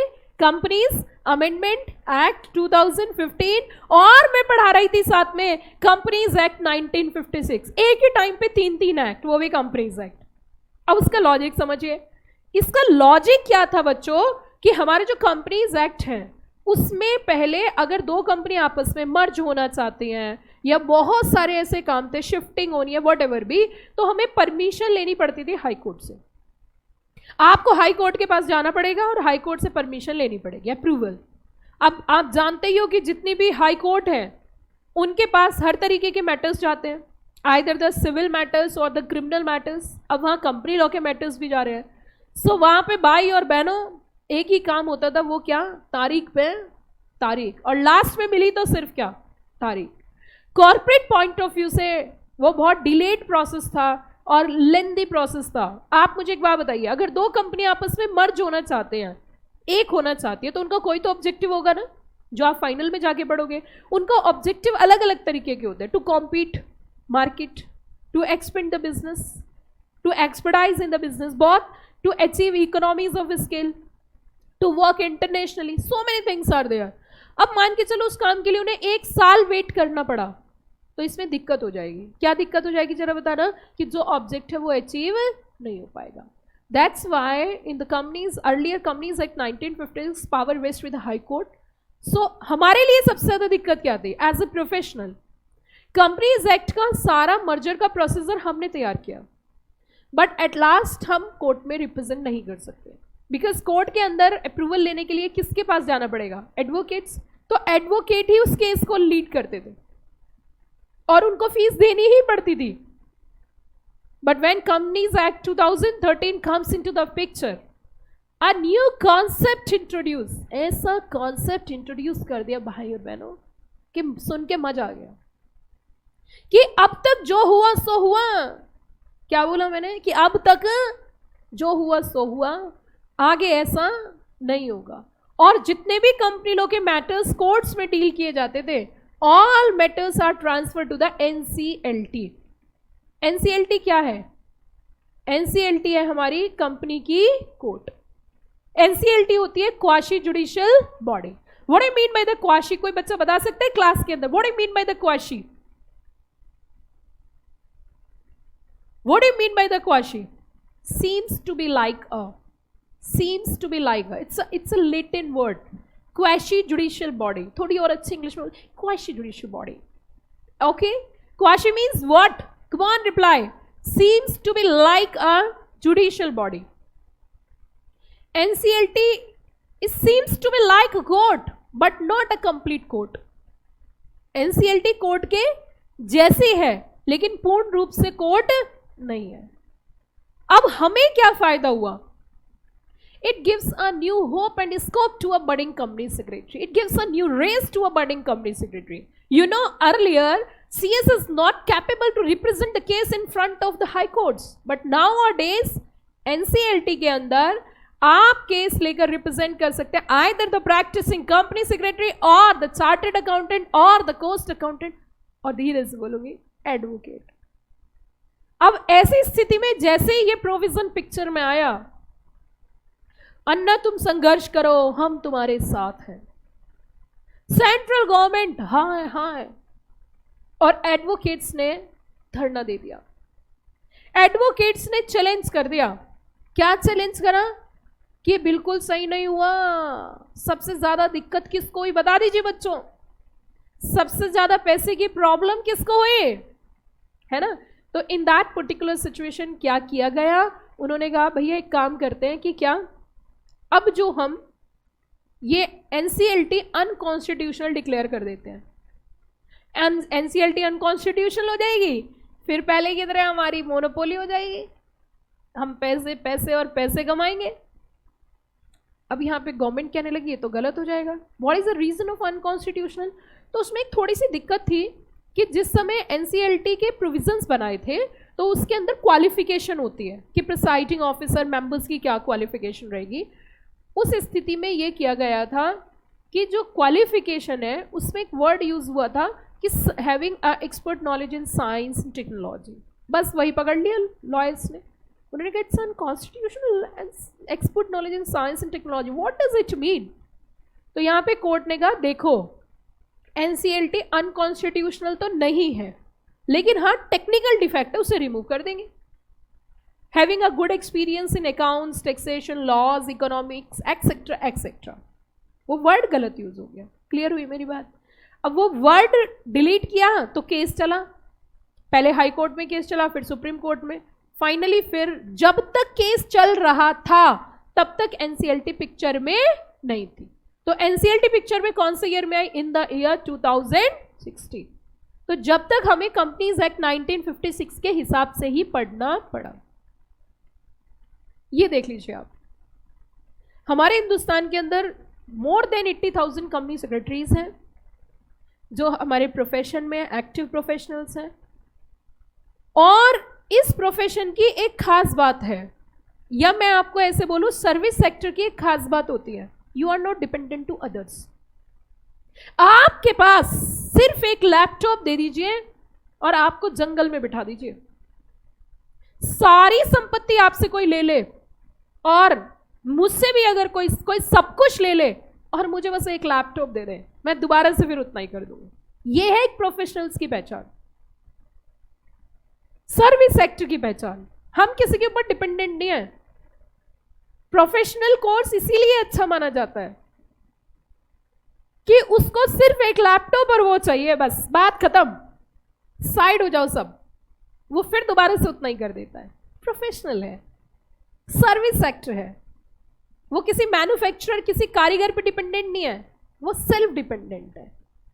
इसीलिए मैं आपसे कह रही हूं भाई साहब कि आप अगर ये सोचते हो कि ज्यादा मेहनत करने से अमीर बनते हैं तो ये एकदम गलत है। सही समय पे और सही दिशा में काम करने से अमीर बनते हैं। मैंने क्या बोला? सही समय पे और सही दिशा में। जो दूधिया इस समय दूध बेच रहा है सुबह जल्दी जग के, अगर वो उतनी मेहनत उस समय पढ़ने में कर लेता तो हाईएस्ट बन जाता। मेहनत तो वो अभी भी कर रहा है, लेकिन दिशा सही नहीं है और समय भी सही नहीं है। समझ में आई मेरी बात? तो इसीलिए हमें जो काम करना चाहिए वो सही समय पे और सही दिशा में, in a good direction and a right time, and this is your perfect time to study. क्योंकि आज आप इस स्थिति में हो कि आपके ऊपर कोई ऑब्लिगेशन नहीं है। This is your perfect time, ना सोशल ऑब्लिगेशन है ना फाइनेंशियल ऑब्लिगेशन है, तो आपका ये सही समय पढ़ने का। आप मेरी बात ध्यान रखना, 4 साल निकल जाने जो दीजिए, 4 years of your life, automatic आपके ऊपर, आपकी फैमिली के ऊपर सोशल प्रेशर आ जाएगा। 4 साल निकल जाने जो, अब के साल कोई कुछ नहीं बोलेगा, अगले साल कोई कुछ नहीं बोलेगा, उससे अगले साल कोई कुछ नहीं बोलेगा, और चौथे साल तुम्हें कोई छोड़ेगा नहीं। मेरी बात ध्यान रखना, पेपर पे लिख लेना, कहीं पर भी जो मैंने बोला बिल्कुल सही बोला। After crossing 4 years family getting pressurised, social pressure create हो जाता है इनडायरेक्टली, बिकॉज एवरीबडी आस्किंग आपके बच्चे क्या कर रहे हैं। अब क्या होगा कि जो पढ़ नहीं रहे हैं, जो ग्रेजुएशन कर रहे हैं, जो कॉलेजेस जा रहे हैं, उनका कॉलेज कंप्लीट हो जाएगा, एंड पेरेंट्स आर ट्राई कि ठीक है अब कॉलेज वॉलेज हो गया, ठीक है अब ये कुछ कर तो रहे नहीं, तो शादी कर देते हैं। तो वो शादी कर देंगे, अब वो शादी करके हर बार यही पूछेंगे तुम कब करोगे। तो they are influencing, they are creating pressures to others. But if you are pursuing professional course, so don't waste a single day. एक दिन भी हमें व्यर्थ नहीं करना। Every day you give your 100% efforts. हर रोज इंपॉर्टेंट होता है, क्योंकि बूंद बूंद से सागर बढ़ता है। समझ में आई मेरी बात? तो आप अपनी कॉपी पे लिख लेना कि जो बच्चा एग्जाम के लास्ट डे तक क्लास में प्रॉपर तरीके से, सही तरीके से मेहनत करता है, वो पास हो जाता है। 95% वाले फेल हो जाते हैं, 55% वाले पास हो जाते हैं, प्रोवाइडेड रेगुलरिटी और कॉन्टिन्यूटी। बस यही चीज आपको मेंटेन करनी है। अब आगे देखो इसमें, तो हमने यहाँ पे कहा कि सारे सेक्शंस पिक्चर में क्यों नहीं आए, क्योंकि सारे सेक्शंस एक साथ कंप्लाई करना is not an easy task. Parts में सेक्शंस को इफेक्टिव किया गया। इवन इफेक्टिव कब तक किया गया बताना जरा, इन द ईयर 2016, 2016 तक सेक्शंस जो है वे इफेक्ट में आए, पिक्चर्स में आए। अब इन्होंने कहा remaining major part of the act including company formation, capital structure become effective from 1 April and the year is 2014। अब मैं आपको यहाँ पे एक चीज क्लियर कर देना चाहती हूँ ताकि आगे चलकर आपको किसी तरीके की कोई भी दिक्कत ना हो for any legal question or exam scenario where the provision of act applies depend on when provision was notified and come into force, not just when act passed. Thus a transaction or a company action before 12 September may fall under the older law if relevant section of 2013 act was not notified. अब मेरी एक बात सुनो, मैंने अभी अभी आपको एक बात बताई थी कि जब तक एनसीएलटी के सेक्शंस पिक्चर में नहीं आए थे तो हमें किससे काम चलाना पड़ा था? आप रिप्लाई करके बताइए खुद से। कंपनीज एक्ट 1956 से ये इन्होंने यही कहा कि जब तक किसी पॉइंट से कनेक्टेड नया एक्ट इफेक्टिव नहीं होता तब तक हमें पुराने एक्ट से ही काम करना होता है और पुराने एक्ट से ही हम काम चलाते हैं। क्लियर या ऑल क्लियर? क्या इतनी बात समझ में आ गई? आगे चले, चलिए जी। अब इसमें नेक्स्ट पॉइंट हम कवर अप करेंगे, तो मेरे हिसाब से आपको इफेक्टिव डेट और ये सब चीज़ें भी क्लियर होगी। अब यहाँ पे हमारा एक सेक्शन आता है that is the applicability of companies act 2013। Applicability of companies act 2013 और एप्लीकेबिलिटी के लिए हमारा है section number 1, that is the section number 1। और सेक्शन 1 के अंदर हम एप्लीकेशन सीखते हैं। तो मैंने आपको बताया था कि हमारे जो एक्ट का नाम है वो कंपनी नहीं है, क्या है जरा बताना? Companies act. क्योंकि ये एक्ट जो है सिर्फ एक कंपनी को डील नहीं करता, ये डिफरेंट टाइप्स ऑफ कंपनीज को क्या करता है? डील करता है। इवन अनरजिस्टर्ड कंपनीज को भी डील करता है, इवन फॉरेन कंपनीज पे भी अप्लाई होता है ना, इवन नॉर्मल कंपनीज पे भी अप्लाई होता है। So it's not a company act, it a companies act. तो ये क्या है? हमारा कंपनीज एक्ट है। ठीक है बच्चों, अब देखो सबसे पहली चीज, अगर सेक्शन नंबर 1 की हम बात करें तो सेक्शन 1 हमें कहता है the act extend to whole of India. जो एक्ट एक्सटेंड होगा, जो अप्लाई होगा, वो कहाँ पर होगा? Whole of India. मैंने एक्सटेंशन का लॉजिक भी आपको क्लियर किया था, बताया था ना मैंने आपको एक्सटेंशन का मीनिंग, कि ये वाला पॉइंट क्यों होता है। क्या कोई बच्चा क्लास में बता सकता है कि एक्सटेंशन क्यों होता है? It extend to whole of India, ये क्यों लिखा गया? इसके पीछे क्या लॉजिक था? बता सकते कोई बच्चा? मैं आपको एक चीज दिखाती हूँ, आपको बहुत अच्छा लगेगा देख के।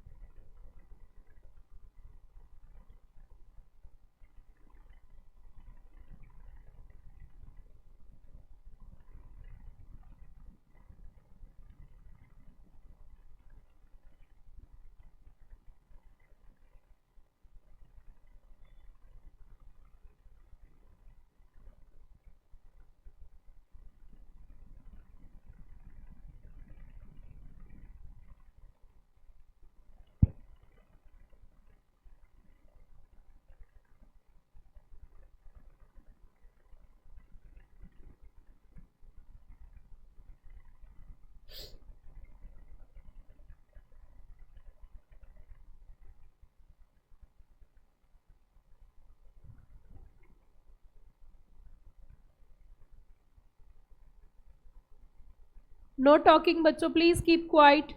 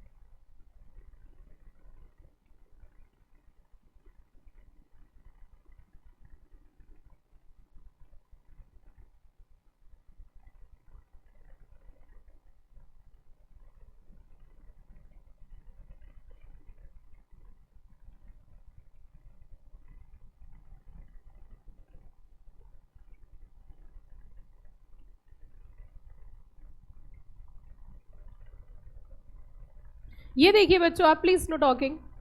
Charters relating to East India company from 1600 to 1761।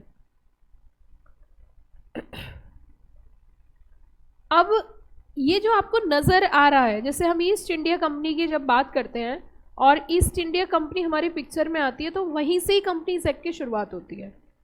और पहले ना इनको चार्टर कंपनीज बोलते थे। क्या बोलते थे? Charter companies. एक्चुअली ये डॉक्यूमेंट के थ्रू कंपनीज बनाई जाती थी और इनको पावर्स दी जाती थी। तो जब ईस्ट इंडिया कंपनी पिक्चर में आई थी तो ऐसा नहीं था वो पूरे इंडिया में काम करने लगी थी, नहीं। स्टार्टिंग में कुछ स्टेट्स पे ही वर्क करती थी, सम ऑफ द स्टेट्स। कुछ स्टेट्स थी जहाँ पे काम किया जाता था। इट मीन्स अगर आप देखो तो मैं अगर आपको एप्लीकेबिलिटी की बात बताऊँ तो ये जो एक्सटेंशन की बात हुई है, इवन आप बहुत सारे सेक्शंस में पहले पढ़ते होंगे कि this act is applicable to all over India except the state of Jammu and Kashmir. सिर्फ किसको छोड़कर? जम्मू एंड कश्मीर को छोड़कर। तो वो चीज़ क्यों बोली जाती थी कि पहले ना एप्लीकेशन को क्लियर करना पड़ता था। अब कोई कानून अगर इंडिया में पास हुआ है तो वो इंडिया के लिए ही तो हुआ है। अब ये तो है नहीं। पहले क्या होता था, मैंने आपको बताया कि पहले ऐसे नहीं था कि पूरा देश एक था। पहले हर एक राज्य की अपने अपने राजा हुआ करते थे, उनका अपना राजा, दिल्ली का राजा अलग है, भरतपुर का राजा अलग है, एमपी का राजा अलग है। इस तरीके से राज परिवार भी है। जैसे आपने सुना होगा जयपुर में राज परिवार है, सुना है आपने ये सब, है ना। तो जो सिंधिया फैमिलीज है, तो इस तरीके से पहले राजा महाराजा होते थे जिनके जो अपने हिसाब से काम करते थे। तो अभी बेसिकली अभी भी कुछ फैमिलीज ऐसी हैं जो वो पहले से फैमिली एग्जिस्ट करती हैं और राजघरानों की तरह ही वो रहते हैं, राजघराने ही हैं, पुराने टाइम के राजा महाराजा। जैसे आपने देखा होगा हमारे यहाँ पे कोई क्लास में से कोई बच्चा शायद गया हो तो पहले कुछ राजा महाराजाओं को ना मतलब भगवान की तरफ से भी वरदान होते थे। जैसे मैं आपको एग्जाम्पल देके बताती हूँ, कि स्टोरी बताती हूँ, रियल स्टोरी है। आप कभी हमारी जो माता होती है ना, तो आपने सुना होगा एक माता शाकुंभरी देवी है, that is in near by of Saharanpur. Saharanpur से आगे बढ़ते हैं वो उत्तराखंड बॉर्डर पे शाकुंभरी देवी है, जंगल में मंदिर है और नदी को क्रॉस करना होता है। मतलब बीच में ना नदी है और उसमें कभी भी पानी भी आ जाता है तो उसे क्रॉस करके शाकुंभरी देवी जाते हैं। तो शाकुंभरी देवी जो मंदिर है, जो टेम्पल है, उनके पास माता रानी पे जितना भी चढ़ावा आता है तो वहाँ पे गुलमोहर की रानी है, मतलब राज परिवार है, वो उन्हीं के घर जाता है और उन्हें सूट करता है, वही वहाँ पे काम करवाते हैं जो भी कंस्ट्रक्शन या जो भी कुछ कराना है। तो राज फैमिली है, पूरा एरिया है उनके पास, मतलब बहुत बड़े एरिया तक वो ही मालिक है क्योंकि वो पुराने टाइम के वहाँ के राजा थे। तो इस तरीके से क्या होता था कि पहले जो कोई भी कानून अगर लेके आ रहे हैं तो ऐसे नहीं कि डायरेक्टली हम सारी जगह उसे अप्लाई कर देंगे। उसमें क्या होता था कि कुछ कुछ एरियाज में उनको छोड़ दिया जाता था, क्योंकि एक राजा नियम बनाएगा तो अपने अपने राज्य के लिए बनाएगा, दूसरा राजा बनाएगा तो अपने राज्य के लिए बनाएगा। लेकिन जब हमारे सारे राज्यों का एक साथ विलय हुआ और भारत देश बना तो उस समय सिर्फ एक स्टेट को छोड़ के, हैदराबाद ने भी वैसे तो मना करी थी मिलने से, लेकिन फिर भी उनका विलय करा लिया गया था। और सिर्फ एक स्टेट ऐसी थी, एक राजा ऐसे थे जो नहीं माने थे और वो थे राजा हरि सिंह। अभी भी आप जम्मू कश्मीर में घूमने जाओगे तो हरि सिंह पैलेस आपको मिलेगा जम्मू में, है ना। हरि सिंह पैलेस नोटिस करना, कभी टूरिज्म के लिए घूमने के लिए विदेश इंडिया में, मतलब जम्मू कश्मीर में आप कभी जाओ, जम्मू जरूर जाना। कश्मीर जाना या नहीं जाना, क्योंकि कश्मीर जाते थे पर वापस से लौट के आते, ठीक है। कंडीशन ये है। सुंदर जगह बहुत है, खूबसूरत बहुत है, लेकिन दूर से देखना बड़ी अच्छी लगती है, पता ही नहीं चलता है घोड़े वाले आतंकवादी है ना। तो आपने देखा ही होगा अभी कितनी ज़्यादा दिक्कत कश्मीर के अंदर हुई थी। तो कश्मीर ब्यूटीफुल प्लेस है, लेकिन कश्मीर में कुछ लोग ऐसे हैं जो कश्मीर के लोगों को ही नहीं आगे बढ़ने देना चाहते। वो चाहते ही नहीं कि कश्मीर डेवलप हो। और हमारे देश का एक प्रमुख हिस्सा, हमारे जितनी भी इनकम होती है उसका एक मेजर पार्ट जो है गवर्नमेंट को कश्मीर और जम्मू को मेंटेन करने में लगाना पड़ता है। जम्मू तो फिर भी पीस है जम्मू में तो, लेकिन कश्मीर में तो पीस की बहुत ही प्रॉब्लम है, वहाँ तो कट पीस कर देते हैं, ठीक है ना। तो वहाँ दिक्कत है बहुत ज़्यादा। और बहुत सारे देखो यहाँ पे ऐसे कितने सारे बच्चे जो कश्मीर घूमना चाहते हैं। मैं घूमना तो चाहती हूँ पर मैं जब 80 साल की होंगी तब जाऊँगी, सही बता रहे हो, उससे पहले मैं नहीं जाने वाली। देखो 80 साल के बाद वहाँ मैं घूमने जाऊँगी भी, और रहे तो ठीक, नहीं रहे तो ठीक, उससे पहले मैं नहीं जाने वाली बिफोर 80 ईयर्स, क्योंकि प्रॉब्लम है भाई, वहाँ पे प्रॉब्लम है, दिक्कत है। तो इसीलिए वहाँ पे सब लोग जनरली जब भी कभी इतना बड़ा कोई केस हादसा होता है तो कोई एक बंदा थोड़ी कर सकता है, एक आतंकवादी थोड़ी कर सकता है। तो दिक्कत है वहाँ पे पढ़ाया यही जाता है, स्कूल्स में भी यही पढ़ाया जाता है कि हिंदुस्तान, वो ये बोलते हैं भारत अलग है हम अलग है। मतलब पाकिस्तान ये है कि हम ख़त्म हो जाएंगे लेकिन आपको जीने नहीं देंगे, कि सनम हम तो डूबेंगे लेकिन संग तुम्हें लेके डूबेंगे, ये वाली कहानी है उनकी। वहाँ पे भी कंपनीज बनती हैं, लेकिन वहाँ कंपनीज कैसे बनती है? बम बनाओ प्राइवेट लिमिटेड, बदला लेना प्राइवेट लिमिटेड, आतंकवादी training company public limited, raising fund from public, वहाँ भी है। पता है वहाँ पे 10-11 लाख की गाड़ी को जब दिखाते हैं ना कि ये तुम्हें कार कैसी लगी, इसकी फीचर्स कैसी है, वाह इंशाल्लाह बहुत अच्छी है, ठीक है, ये कितने की होगी कि होगी 50 लाख की इंडिया में 10 लाख की मिलती है, तो मन करता है इंडिया ही चले जाए, है ना। वहाँ पे इतनी प्रॉब्लम है, वहाँ बहुत गरीबी है, और जबकि वहाँ की जो लैंड है ना वो बहुत फर्टाइल है, फ्यूटाइल लैंड है, वो बहुत संपन्न हो सकते हैं, लेकिन उन्होंने तो एक ही चीज़ की कसम खा रखी है कि हम डूबेंगे तो, लेकिन भारत को साथ लेके डूबेंगे। भारत बढ़ता ही जा रहा है आगे, भारत चांद तक पहुंच गया, वो पानी पे ही लड़ रहे हैं। और आपको पता है हमारे यहाँ पे एक रिवर है चेनाब नदी, उस पर हमने ऐसा ब्रिज बनाया है हमारे देश के अंदर, ऐसा ब्रिज बनाया है ब्यूटी। मेरा तो उस पर ऊपर जाके नीचे आने का मन कर रहा था, प्रोवाइडेड एज का, मैं भी जा सकते आ नहीं सकते, ठीक है। तो इट मीन्स आप देखोगे चिनाब नदी, अगर उसका पानी हम बंद कर देना तो आधा पाकिस्तान तबाह हो जाएगा, लेकिन फिर भी हम कहते हैं जा तू जी ले अपनी जिंदगी, क्योंकि हमारे यहाँ पे ट्रीटी साइन होती थी पहले। इंडिया के अंदर कोई भी काम होता था उसमें पहले फॉरेन कंट्री भागते थे, हम ऐसा कर रहे हैं, इसीलिए हम बहुत सारी चीज़ें नहीं कर पाते हैं। हमारे देश के अंदर कुदरत की दी हुई बहुत सारी चीज़ें, आप ये समझ लीजिए, जिसमें सबसे बड़ी चीज़ हमारे पास जो हम कह सकते हैं नेचुरल, जो गॉड गिफ्टेड चीज़ें हैं, वो है गंगा नदी। जानते हो आप सब बच्चे, गंगा रिवर। इसीलिए गंगा रिवर जो है ना, जब पता है इनका बस नहीं चला अंग्रेजों का, मैं आपको बताती हूँ। आप कभी लाल किला घूमने जाना, लाल किला के अंदर नहीं जाओगे, अच्छा वहाँ बम फट गया तो ओह मैं ध्यान नहीं रहा, ठीक, अरे अब चल, अब कोई दिक्कत नहीं है। तुम लाल किला देखो, बम तो चलता ही रहता है, कभी कहीं, ठीक है, ये तो हिसाब किताब बनता ही रहता है। अब मेरी बात सुनिए ध्यान से, मैं क्या कहना चाह रही हूँ। आप लाल किला कभी घूमने जाना बेधड़क होके, ठीक है, आप लाल किले में जब जाओगे तो वहाँ पे ना गोल्ड के ऑर्नामेंट्स थे, मतलब दीवारों में भी सोने के सामान लगाए हुए थे, अंग्रेजों ने तोड़ तोड़ के ले गए वो भी। तभी तो हमारे देश को बोला जाता था सोने की चिड़िया, अब चिड़िया रहेगी, सोना खत्म, ठीक है। तो सब कुछ, लेकिन उनका पता है जब वो गए ना इंडिया से, ऐसे थोड़ी ना शिफ्ट हुए थे, शिप जाते थे, शिप में मैं भी थी ना उस टाइम, दोबारा जन्म हुआ मेरा, तो शिप जाते थे और शिप में वो बहुत सारा सामान लॉड करके ले जाते थे, गोल्ड है, डायमंड है, जो भी चीज़ उनसे जा सकती है। तो क्या होता था कि उस टाइम ना पानी की ज़रूरत पड़ती थी, पानी पीने के लिए। तो जब पानी की ज़रूरत होती थी तो बेसिकली क्या किया जाता था कि वो गंगा वाटर स्टोर करके ले जाते थे। मैंने उनसे कहा तुम गंगा वाटर क्यों ले जा रहे हो, गंगा ही ले जाओ, हिम्मत है तो, ठीक है, गंगा रिवर लेके जाके देखो, लेके नहीं जा सकते। इसीलिए बच्चों उन्हें अभी तक, आज की डेट तक इसका भुगतान करना पड़ रहा है। आप कभी इंग्लैंड जाना घूमने के लिए, इंग्लैंड का ऐसा बहुत सारा हिस्सा है जो किसी यूज़ में नहीं आता, या तो वहाँ बहुत ठंड है, या बर्फ़ पड़ती है, स्नोफॉल्स है, बहुत मतलब नेचुरल कैलेमिटीज़ इतनी ख़राब है कि हम वहाँ रह ही नहीं सकते। ये एक हिंदुस्तान है, हमारे देश का आखिरी कोना, आप माना जाइए, कुछ मिले ना मिले चिप्स और कोल्ड ड्रिंक मिल जाएगी, देश का आखिरी गांव, लेकिन चिप्स और कोल्ड ड्रिंक, इतने डेवलप्ड हैं हम। तो मुद्दा यही उठता है बच्चों कि एप्लीकेबिलिटी की अगर हम बात करें तो ये जो हमारी एप्लीकेबिलिटी है आज के डेट में, it applies to all over India, it extend to all over India. अब जम्मू एंड कश्मीर को भी हमने क्या कर लिया, अपना बना लिया, अपना था ही वैसे वो, और अपना कर लिया। अब आगे चलते हैं, यहां पे इन्होंने कहा कि आपसे मैं क्वेश्चन पूछना चाहती हूं, अगर कोई कंपनी बनी है 1956 के तहत, कंपनीज एक्ट 1956 में इनकॉर्पोरेट की है, ठीक, और वो कंपनीज अभी भी एग्जिस्ट करती हैं, तो उनके ऊपर कंपनीज एक्ट 2013 अप्लाई होगा या 1956? देखते हैं कौन बच्चा सही रिप्लाई करेगा। पहले मेरे पूरा क्वेश्चन सुनो ध्यान से, कोई कंपनी इनकॉर्पोरेट हुई है इन द ईयर 1956, ठीक है, और वो कंपनी अभी भी एग्जिस्ट करती है, तो उनके ऊपर कंपनीज एक्ट 2013 अप्लाई करेंगे या 1956? How many students said 13? Perfect, पढ़े लिखे बच्चे हैं। यहां इन्होंने कहा कि जो कंपनीज एक्ट है वो एप्लीकेबल होता है प्रीवियस कंपनीज। अब आपको अगर ऐसा लगता है कि सिर्फ कंपनीज एक्ट 1956 था पिक्चर में, तो ऐसा नहीं है, 1918 भी था, 36 भी था, 1850 भी था, बहुत लंबी लिस्ट है, वो मैं चैप्टर नंबर 1 में आपको पढ़ाऊंगी, हिस्ट्री में पढ़ाऊंगी, ठीक है।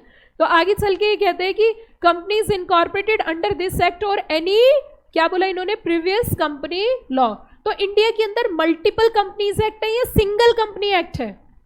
बोलिए ना, इंडिया के अंदर जो एग्जिस्ट करता है वो सिंगल कंपनीज एक्ट है या मल्टीपल कंपनीज एक्ट है? कम ऑन रिप्लाई, सिंगल और मल्टीपल? सिंगल कंपनीज एक्ट, जो सभी कंपनीज को क्या करता है, रेगुलेट। आगे, क्या कंपनीज एक्ट इंश्योरेंस कंपनीज पर भी एप्लीकेबल होता है? Answer is yes. Banking companies पे भी लगता है, इलेक्ट्रिसिटी कंपनीज पर भी अप्लाई होता है। और पॉइंट नंबर 5 आप देख रहे होंगे, companies govern by any special act. अब ये स्पेशल एक्ट का मतलब क्या है? क्या कोई बच्चा रिप्लाई कर सकता है? What do you mean by the special act? किसको बोलते हैं special act? What do you mean by special act? Special act का मतलब होता है जब कभी किसी कंपनी की स्थापना एक सेपरेट एक्ट पास किया जाता है, किससे? पार्लियामेंट से, तो उसे बोलते हैं स्टैट्यूटरी कॉर्पोरेशन। क्या बोलते हैं? Statutory corporation. अब ऐसी मैं आपको एक बात बताती हूँ, आप कमाल की बात सुनिए।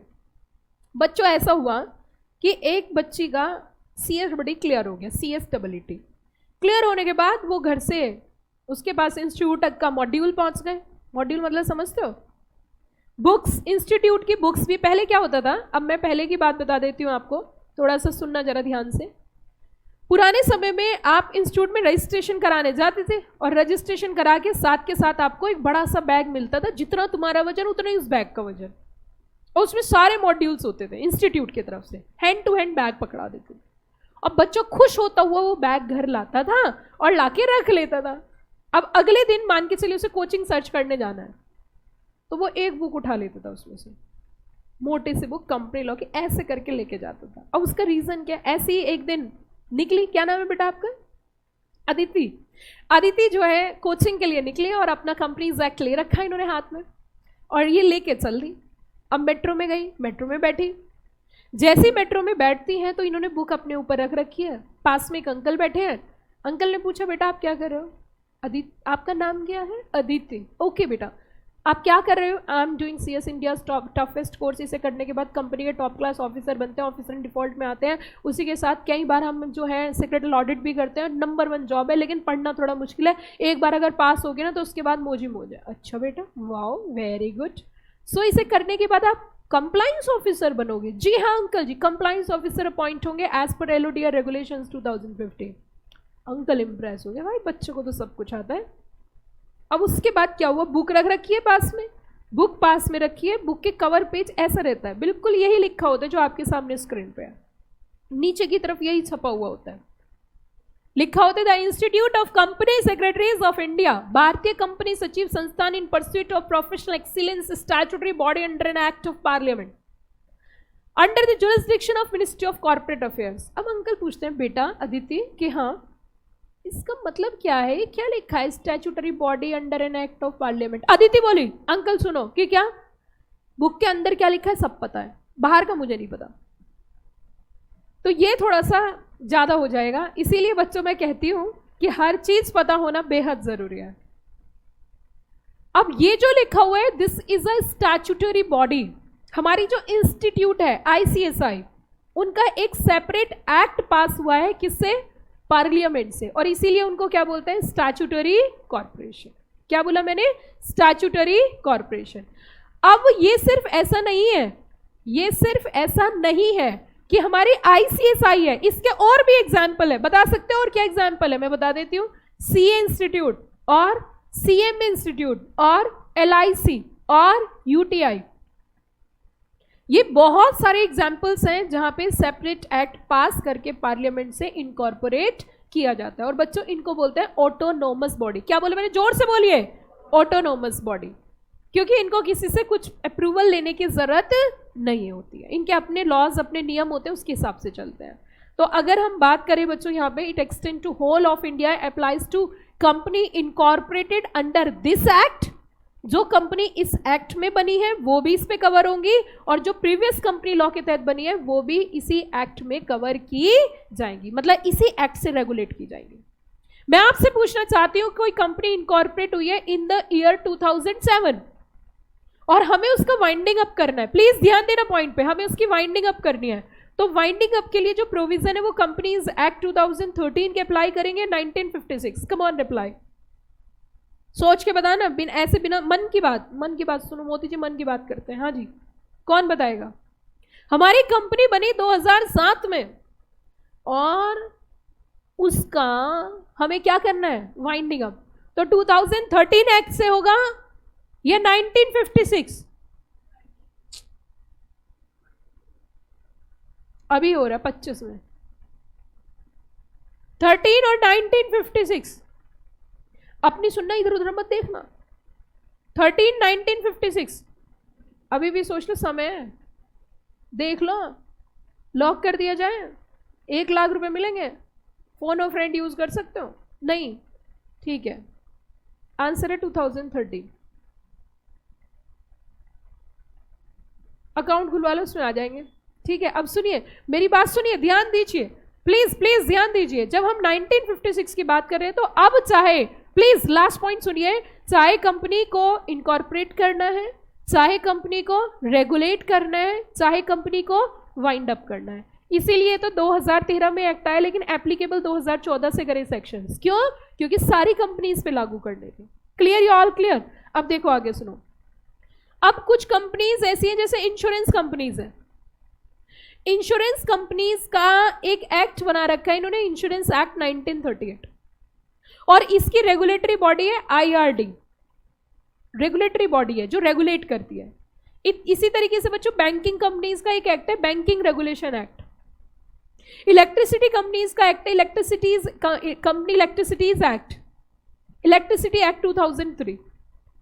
इन्होंने कहा वैसे तो इसके ऊपर कंपनीज एक्ट अप्लाई होगा, but in case of contravention, जहां कंपनीज एक्ट और उस एक्ट के प्रोविजंस के बीच में कॉन्ट्रावेंशन होता है, तो फिर आपका स्पेसिफिक एक्ट प्रिवेल कर जाएगा। क्या मेरी बात समझ में आ गई सब बच्चों को? तो आपका स्पेसिफिक एक्ट क्या हो जाएगा? प्रिवेल हो जाएगा। आगे कहते हैं any body corporate notified by central government with exception and modification. Exception and क्या बोला इन्होंने? मॉडिफिकेशन। इट मीन्स अगर हम बात करें तो जो एप्लीकेबिलिटी है, सबसे पहले तो ऑल ओवर इंडिया अप्लाई होती है। दूसरा, जो कंपनी इसके तहत बनी है, insurance companies, electricity company, banking companies, सभी कंपनीज पे लगती है, प्रोवाइडेड अगर, क्योंकि उनके अपने स्पेशल एक्ट्स हैं। कंपनीज एक्ट एक जनरल एक्ट है, तो जनरल एक्ट के प्रोविजन अप्लाई होते हैं, but in case of contravention special act के प्रोविजंस क्या हो जाएंगे? प्रिवेल कर जाएंगे और वही अप्लाई होंगे। ये है बच्चों हमारा सेक्शन नंबर 1। कोई दिक्कत यहाँ पे? क्लियर हो गया सबको? नोट्स है ना सबके पास? ठीक है। अब यहां पे हम एक कॉन्सेप्ट सीखेंगे बच्चों, that is the illegal association. मैंने आपको कहा था कि हम जब बेसिक क्लास पढ़ेंगे तो कई बार उसी बेसिक क्लास के अंदर भी हमें आगे के सेक्शंस भी पढ़ने पड़ सकते हैं। ये देखिए, मैं आपके सामने बेर एक्ट खोलती हूँ और हम चलते हैं बिल्कुल लास्ट में 464 की तरफ। 464 में जब हम जाएंगे तो ये मान लीजिए लास्ट, लगभग सेकेंड लास्ट सेक्शन है, और 464 में चलते हैं। 464 की स्टार्टिंग हुई है प्रोहिबिशन से। ये देखिए स्क्रीन पे आपको नजर आ रहा होगा, ये जो स्टार्टिंग है ये किससे है? Prohibition. Now what I mean by the prohibition? बच्चों दो शब्द सुनने को आपको मिलेंगे, एक होता है प्रोहिबिशन और एक होता है रेस्ट्रिक्शन। क्या वर्ड बोले मैंने? प्रोहिबिशन। लिख लो अपनी नोटबुक पे, दो वर्ड होते हैं, one is a prohibition, second one is a restriction. one is a prohibition and second one is a restriction.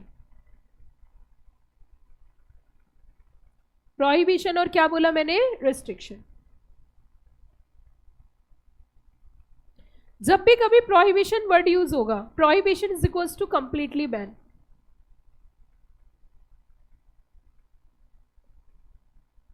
अगर prohibition शब्द का इस्तेमाल किया गया तो इसका मतलब है completely ban. और अगर रेस्ट्रिक्शन वर्ड यूज हुआ है तो इसका मतलब आप उस काम को कर तो सकते हो, लेकिन सब्जेक्ट टू सम कंडीशन। तो लिखिए अलाउड बट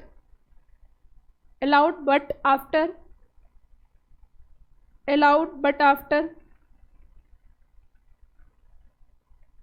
आफ्टर फुलफिलिंग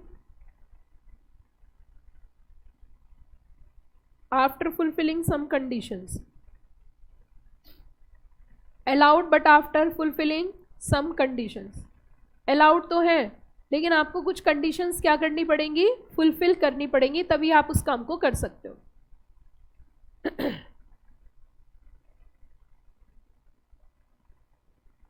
अगर हम बात करें बच्चों, तो आप जब जनरल लाइफ में भी ये दो शब्द देखते हो, प्रोहिबिशन और रेस्ट्रिक्शन के बीच में आम भाषा में अगर देखा जाए तो कोई खास बहुत ज़्यादा हम कह सकते हैं डिफरेंस नहीं होता। लेकिन अगर हम लॉ के पॉइंट ऑफ व्यू से देखें, अगर आप लॉ के पॉइंट ऑफ व्यू से देखोगे तो लॉ के पॉइंट ऑफ व्यू से बड़ा डिफरेंस है। कैसे? मैं बताती हूँ आपको। जैसे आपने देखा होगा मेट्रो में जब आप ट्रेवल करते हो तो मेट्रो के अंदर लिखा रहता है, मेट्रो के अंदर जब आप ट्रेवल करते हो तो मेट्रो में लिखा रहता है एंट्री इज रेस्ट्रिक्टेड। जैसे मेट्रो स्टेशन पे कुछ रूम्स बने होते हैं और उनके बाहर मेट्रो लिखा होता है द एंट्री इज रेस्ट्रिक्टेड। इसका मतलब आप क्या समझते हो? कौन बच्चा बताएगा? वहां पर जाना बिल्कुल मना है, आप वहां जा ही नहीं सकते, ऐसा है इसका मतलब। और अगर लिखा एंट्री इज प्रोहिबिटेड,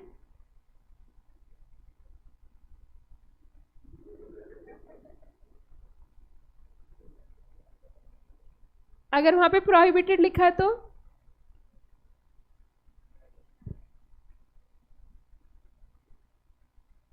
और रेस्ट्रिक्टेड लिखा है तो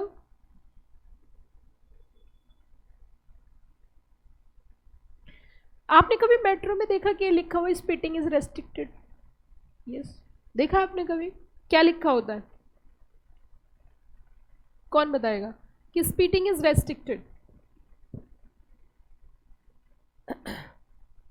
हाँ जी बताओ, क्या लिखा होता है? स्पीटिंग इज रेस्ट्रिक्टेड मतलब आप मेट्रो में स्पिट कर सकते हो सब्जेक्ट टू सम कंडीशन। सिर्फ आप क्या बोलते हैं, पान परागी थूक सकते हो, इलायची दाना थूक सकते हो, है ना। ताकतवर गुटखा स्पिट नहीं कर सकते। स्पिट करोगे लेकिन बस मेट्रो के शीशों पे। This is the condition. Is it possible? तो इसीलिए आज नोटिस करना, मेट्रो में क्या लिखा रहता है? स्पिटिंग इज प्रोहिबिटेड, मतलब कंप्लीटली बैन है। जो मेट्रो की पटरियां होती हैं, जो खतरनाक जगह होती है, वहां पे लिखा रहता है एंट्री इज प्रोहिबिटेड या रेस्ट्रिक्टेड। आप इस पे कूद सकते हो प्रोवाइडेड मरना ही पड़ेगा।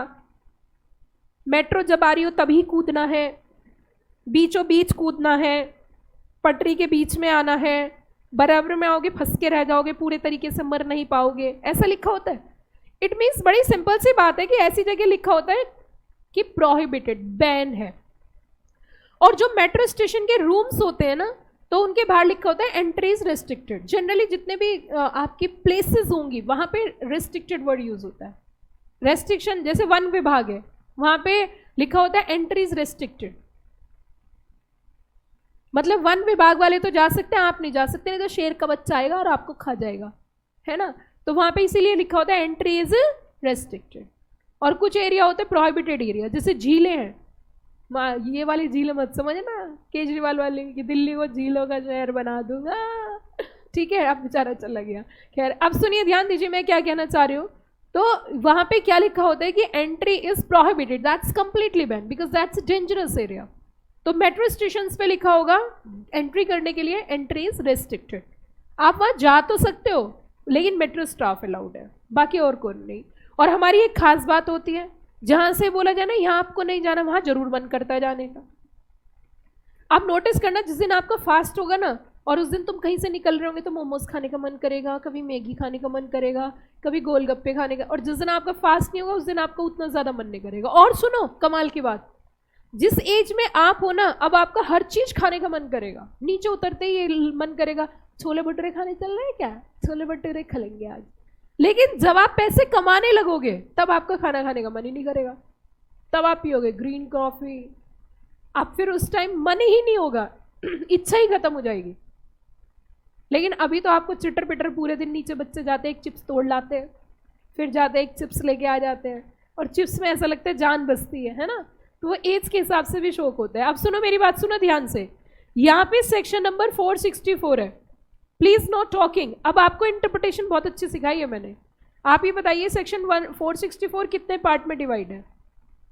सेक्शन 464 जो है वो 3 पार्ट में डिवाइड है। How many parts? 3 पार्ट्स। 1 2 3, 1 2 3। ये है bare act, that is the pure language of law. इन्होंने क्या हेडिंग बोली जरा बताना, फटाफट बताओ जल्दी से। Prohibition of association or partnership of persons exceeding certain number. क्या वर्ड यूज किया इन्होंने?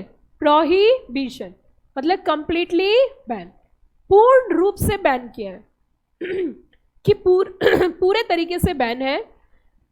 आगे कहते हैं एक्सीडिंग सर्टेन नंबर, आगे बोल रहे हैं no association or partnership consisting more than such number as may be prescribe. अब वो प्रेस्क्राइब देख लीजिए कितने बोला इन्होंने कहा shall be formed not more than 50 persons for carrying business, acquisition of gain or individual member unless it is registered company or form any other lawful business. मतलब क्या हुआ बच्चों इसका मैं आपको बता देती हूँ. ये क्या कहना चाह रहा है कि आप जो है ना अगर कोई बिजनेस करना चाहते हो, आप किसी भी तरीके का कोई बिजनेस करना चाहते हो तो इसके लिए आपको रजिस्ट्रेशन कराना पड़ेगा. जब तक आप उसका रजिस्ट्रेशन नहीं कराओगे, जब तक आप उसे रजिस्ट्रेशन नहीं कराओगे तो आप बिजनेस नहीं कर सकते. एक सिंपल सी बात सुनो, इन्होंने कहा अगर बिजनेस अनरजिस्टर्ड है और उसमें 60-70 लोग काम करते हैं, 70, 80, 100 लोग मिलके काम कर रहे हैं, तो वहाँ पे फ्रॉड बड़े लेवल पे हो सकता है, बहुत बड़े लेवल पे. आप अगर कोई गेन करने के लिए, कुछ कमाने के लिए कर रहे हो और बड़े लेवल पे कर रहे हो तो वहाँ पे क्या हो सकता है बच्चों, बहुत ज़्यादा आप फ्रॉड या चीटिंग कर सकते हो. तो क्या उसे कैप्चर करना ज़रूरी है? नहीं है. तो यहाँ पे इन्होंने बोला कि लॉ प्रोहिबिट, लॉ ने क्या किया है, बैन किया है large unregistered business group operating for profit. अगर कोई बिजनेस कर रहे हैं, प्रॉफिट के लिए ऑपरेट कर रहे हैं और नंबर बहुत ज़्यादा है, तो उसके लिए इन्होंने साफ इनकार किया है कि कर तो सकते हो लेकिन उसके लिए आपको रजिस्ट्रेशन कराना पड़ेगा. या तो फिर कंपनीज एक्ट में रजिस्टर कराओगे या फिर किसी अदर लॉ में रजिस्ट्रेशन कराना होगा. What is the object of registration? Registration का ऑब्जेक्ट क्या होता है? जब हम कोई बिजनेस रजिस्टर्ड करा लेंगे तो गवर्नमेंट के कंट्रोल में हो जाएगा, क्योंकि गवर्नमेंट आपको सर्टिफिकेट देगी और उसके पास फुल आपकी नॉलेज और अपडेट्स रहेंगे और वो कैप्चर कर सकते हैं. ये तो पता होगा कौन कर रहा है, कैसे कर रहा है, कब कर रहा है. Are you got the point? तो ये है आपका सेक्शन नंबर 464. लेकिन इसमें लिखा ना RW, रीड विद. RW का मतलब होता है रीड विद. रूल नंबर कौन सा है? 10. रूल नंबर कौन सा है? 10. और रूल्स को कौन बनाती है? Central government. कौन बनाती है बताओ जल्दी से? Central government. जैसे मैं आपको दिखाती हूँ बेयर एक्ट के अंदर, आप बेयर एक्ट में देखोगे जब, तो इसमें आपको नजर आएगा, ये देखिए हेडिंग देखिए, बेयर एक्ट है आपका, original law language, companies act 2013, companies rules, effective dates, notification and साथ में क्या है? सर्कुलर्स. नोटिफिकेशन एंड क्या बोला मैंने? सर्कुलर. क्लियर हो रही है बात? तो इसमें जितने भी रूल्स हैं, रूल्स सारे के सारे किसने बनाए? हमारे सेंट्रल गवर्नमेंट. अब यहाँ पे हमने देखा ये है आपका, ये प्रिस्क्राइब्ड. एक चीज और ध्यान रखना, जब भी कभी लॉ में इस तरीके से वर्ड आए, एज में बी प्रिस्क्राइब्ड, फिर से सुनिए क्या वर्ड आए अगर? एज में बी प्रिस्क्राइब्ड. आप समझ लेना कि अब आपको कहाँ पे जाना पड़ेगा? रूल्स में जाना पड़ेगा. कहाँ जाना पड़ेगा? रूल्स में. तो रूल्स भी हमें साथ साथ पढ़ने होते हैं. और यहाँ पे जब हम गए तो this one is a rule and यहाँ पे रूल 10 में इन्होंने साफ साफ बोला है, ये देखिए रूल 10 ऑफ कौन सा? Company miscellaneous rules 2014. अब मैं आपको बता देती हूँ, रूल नंबर नहीं याद करना, उसके अंदर क्या लिखा है बस वो याद करनी है. तो यहाँ पे कहते हैं कि 50 से ज़्यादा लोगों के साथ मिलकर अगर आप बिजनेस करोगे प्रॉफिट कमाने के लिए, तो आपको क्या कराना पड़ेगा? रजिस्ट्रेशन कराना पड़ेगा. अनरजिस्टर्ड फॉर्म में आप उस बिजनेस को कैरी नहीं कर सकते. क्या इतनी बात समझ में आई? तो इस टॉपिक को हम नेक्स्ट क्लास में कैरी फॉरवर्ड करेंगे. यहीं से आगे फर्दर जो नेक्स्ट क्लास होगी उसमें हम लोग कैरी फॉरवर्ड करेंगे. यहाँ तक कोई दिक्कत बच्चों? अब देखिए हमने यहाँ पे क्या क्या चीज़ें कवर करी, एक बार हम देख लेते हैं वापसी से. हमने क्या क्या चीज़ें यहाँ पे कवर करी, वापस से चलते हैं. अगर देखा जाए तो हमने यहाँ पे जो कवर किया है वो that's very very important. Definitions.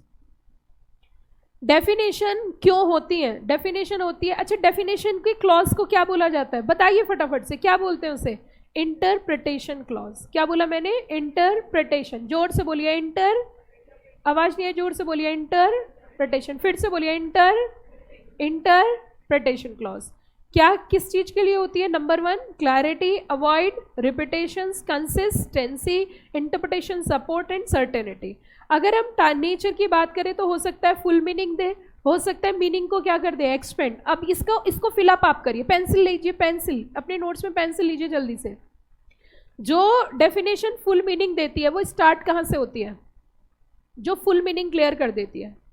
Very good, लिखिए इसे. आप लिख सकते हो, आप फिल कर सकते हो कि जहाँ पे फुल मीनिंग होता है वो कौन सी डेफिनेशन होती है? मीन्स. नोट कर लीजिए, मीन्स. जो बच्चा एक भी छुट्टी करेगा अगले क्लास में कैच नहीं कर पाएगा. सिलेबस इतना ज़्यादा है, कैच नहीं हो पाएगा सिलेबस, इसलिए स्किप मत करना. Classes back to back. अगर रिदम बनाना है ना पढ़ाई का, no skip, not even single day off. कुछ भी करो. जब एक बात बताओ, मैं एज ए टीचर डेली पढ़ाने आ रही हूँ तो एज ए स्टूडेंट आपको भी पढ़ना चाहिए, है ना? जब अगर सिंसियरिटी से पढ़ोगे तो ही क्लियर होगा, क्योंकि इतनी चीज़ें सिखानी है, इतने कॉन्सेप्ट सिखाने हैं, वो तभी काम कर पाएंगे जब रेगुलरिटी होगी। रेगुलरिटी नहीं होगी, दिक्कत आएगी। इसीलिए हमें ना एक, अगर मैं आपको मतलब हमेशा इंसान को ना चीज़ें सीखनी चाहिए। आपको मैं बता देती हूँ, जब मैं सीए के बच्चों को पढ़ाती थी, सीए फाइनल, सीए इंटर के सेपरेट बैचेस होते थे इवनिंग टाइम में, तो वहाँ पे उनका एक फॉर्मेट था और मुझे उन बच्चों की वो क्वालिटी बहुत अच्छी लगी, इसलिए मैं आपके साथ शेयर करती हूँ कि हमें अच्छी चीज़ें सबसे सीखनी चाहिए। उन बच्चों के अंदर एक डेडिकेशन मैंने देखा कि अगर क्लास में रजिस्टर्ड स्टूडेंट 110 हैं तो 115 तो आएंगे, बट 105 नहीं आएंगे, 109 नहीं आएंगे, 109 नहीं होगा, 111 हो सकता है, बट नॉट अ 109। ये हम ये देख लीजिए, ये आप समझ लीजिए। मैं चाहती हूँ कि आप उनसे ये चीज़ लो और अपने अंदर ये चीज़ कवर करो। जब तक वो चीज़ नहीं आएगी मज़ा नहीं आएगा। इट्स बेटर कि बहुत अच्छी बात है आप सब अब रेगुलर बेसिस पे आ रहे हो, तो लास्ट तक आपको यही फॉलो करना है, रेगुलरिटी मेंटेन करनी है, उससे कंसिस्टेंसी रहती है तो चीज़ें याद रहती है। अब इधर देखो, गिव फुल मीनिंग में मैंने बताइए, फिल करो इसे जल्दी से। फुल मीनिंग में क्या लिखोगे? मीन्स। आगे एक्सपेंड अगर मीनिंग करना होता है तो डेफिनेशन कौन सी वाली डेफिनेशन आती है? इंक्लूड्स वाली। और लिमिट और एक्सक्लूड मीनिंग किससे स्टार्ट होती है? लिमिट और एक्सक्लूड। एग्जाम्पल कौन सा है, नोट कर सकते हो, कौन सी डेफिनेशन दी है जहाँ पे एक्सक्लूड किया था? पब्लिक कंपनी की, section 2 clause 71, section 2 clause 71। Refer to another act, क्या सिखाया था मैंने आपको? रेफर टू अनदर एक्ट में सेक्शन 2 क्लॉज 24 CS डिफाइन है, कंपनी सेक्रेटरी, और उन्होंने किस में रेफर कर दिया था? कंपनी सेक्रेटरीज एक्ट 1980 में, वहाँ पे रेफर किया था, याद है? Section 2 clause 24। आगे देखिए बच्चों, these are the types of definition. पहली कौन सी थी? एग्जॉस्टिव। दूसरी कौन सी थी? इंक्लूसिव। तीसरी कौन सी थी? एक्सक्लूसिव। चौथी कौन सी थी? Hybrid.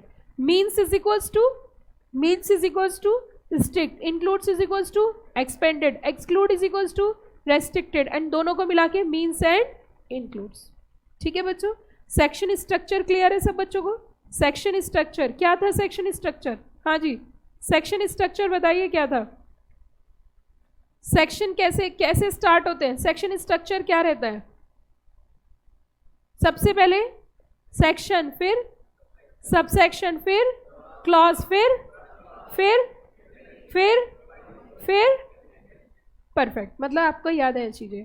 Okay, section 2 clause 10, very good. Section 2 clause 20, 268, 269, 70, 71, 41, perfect. Section 4, 5, 2 बोले तो इंटरप्रिटेशन क्लॉज। ठीक है बच्चों, उसी के साथ साथ what I mean by the bare act, original language of legislature, what I mean by statutes, written intention of legislature.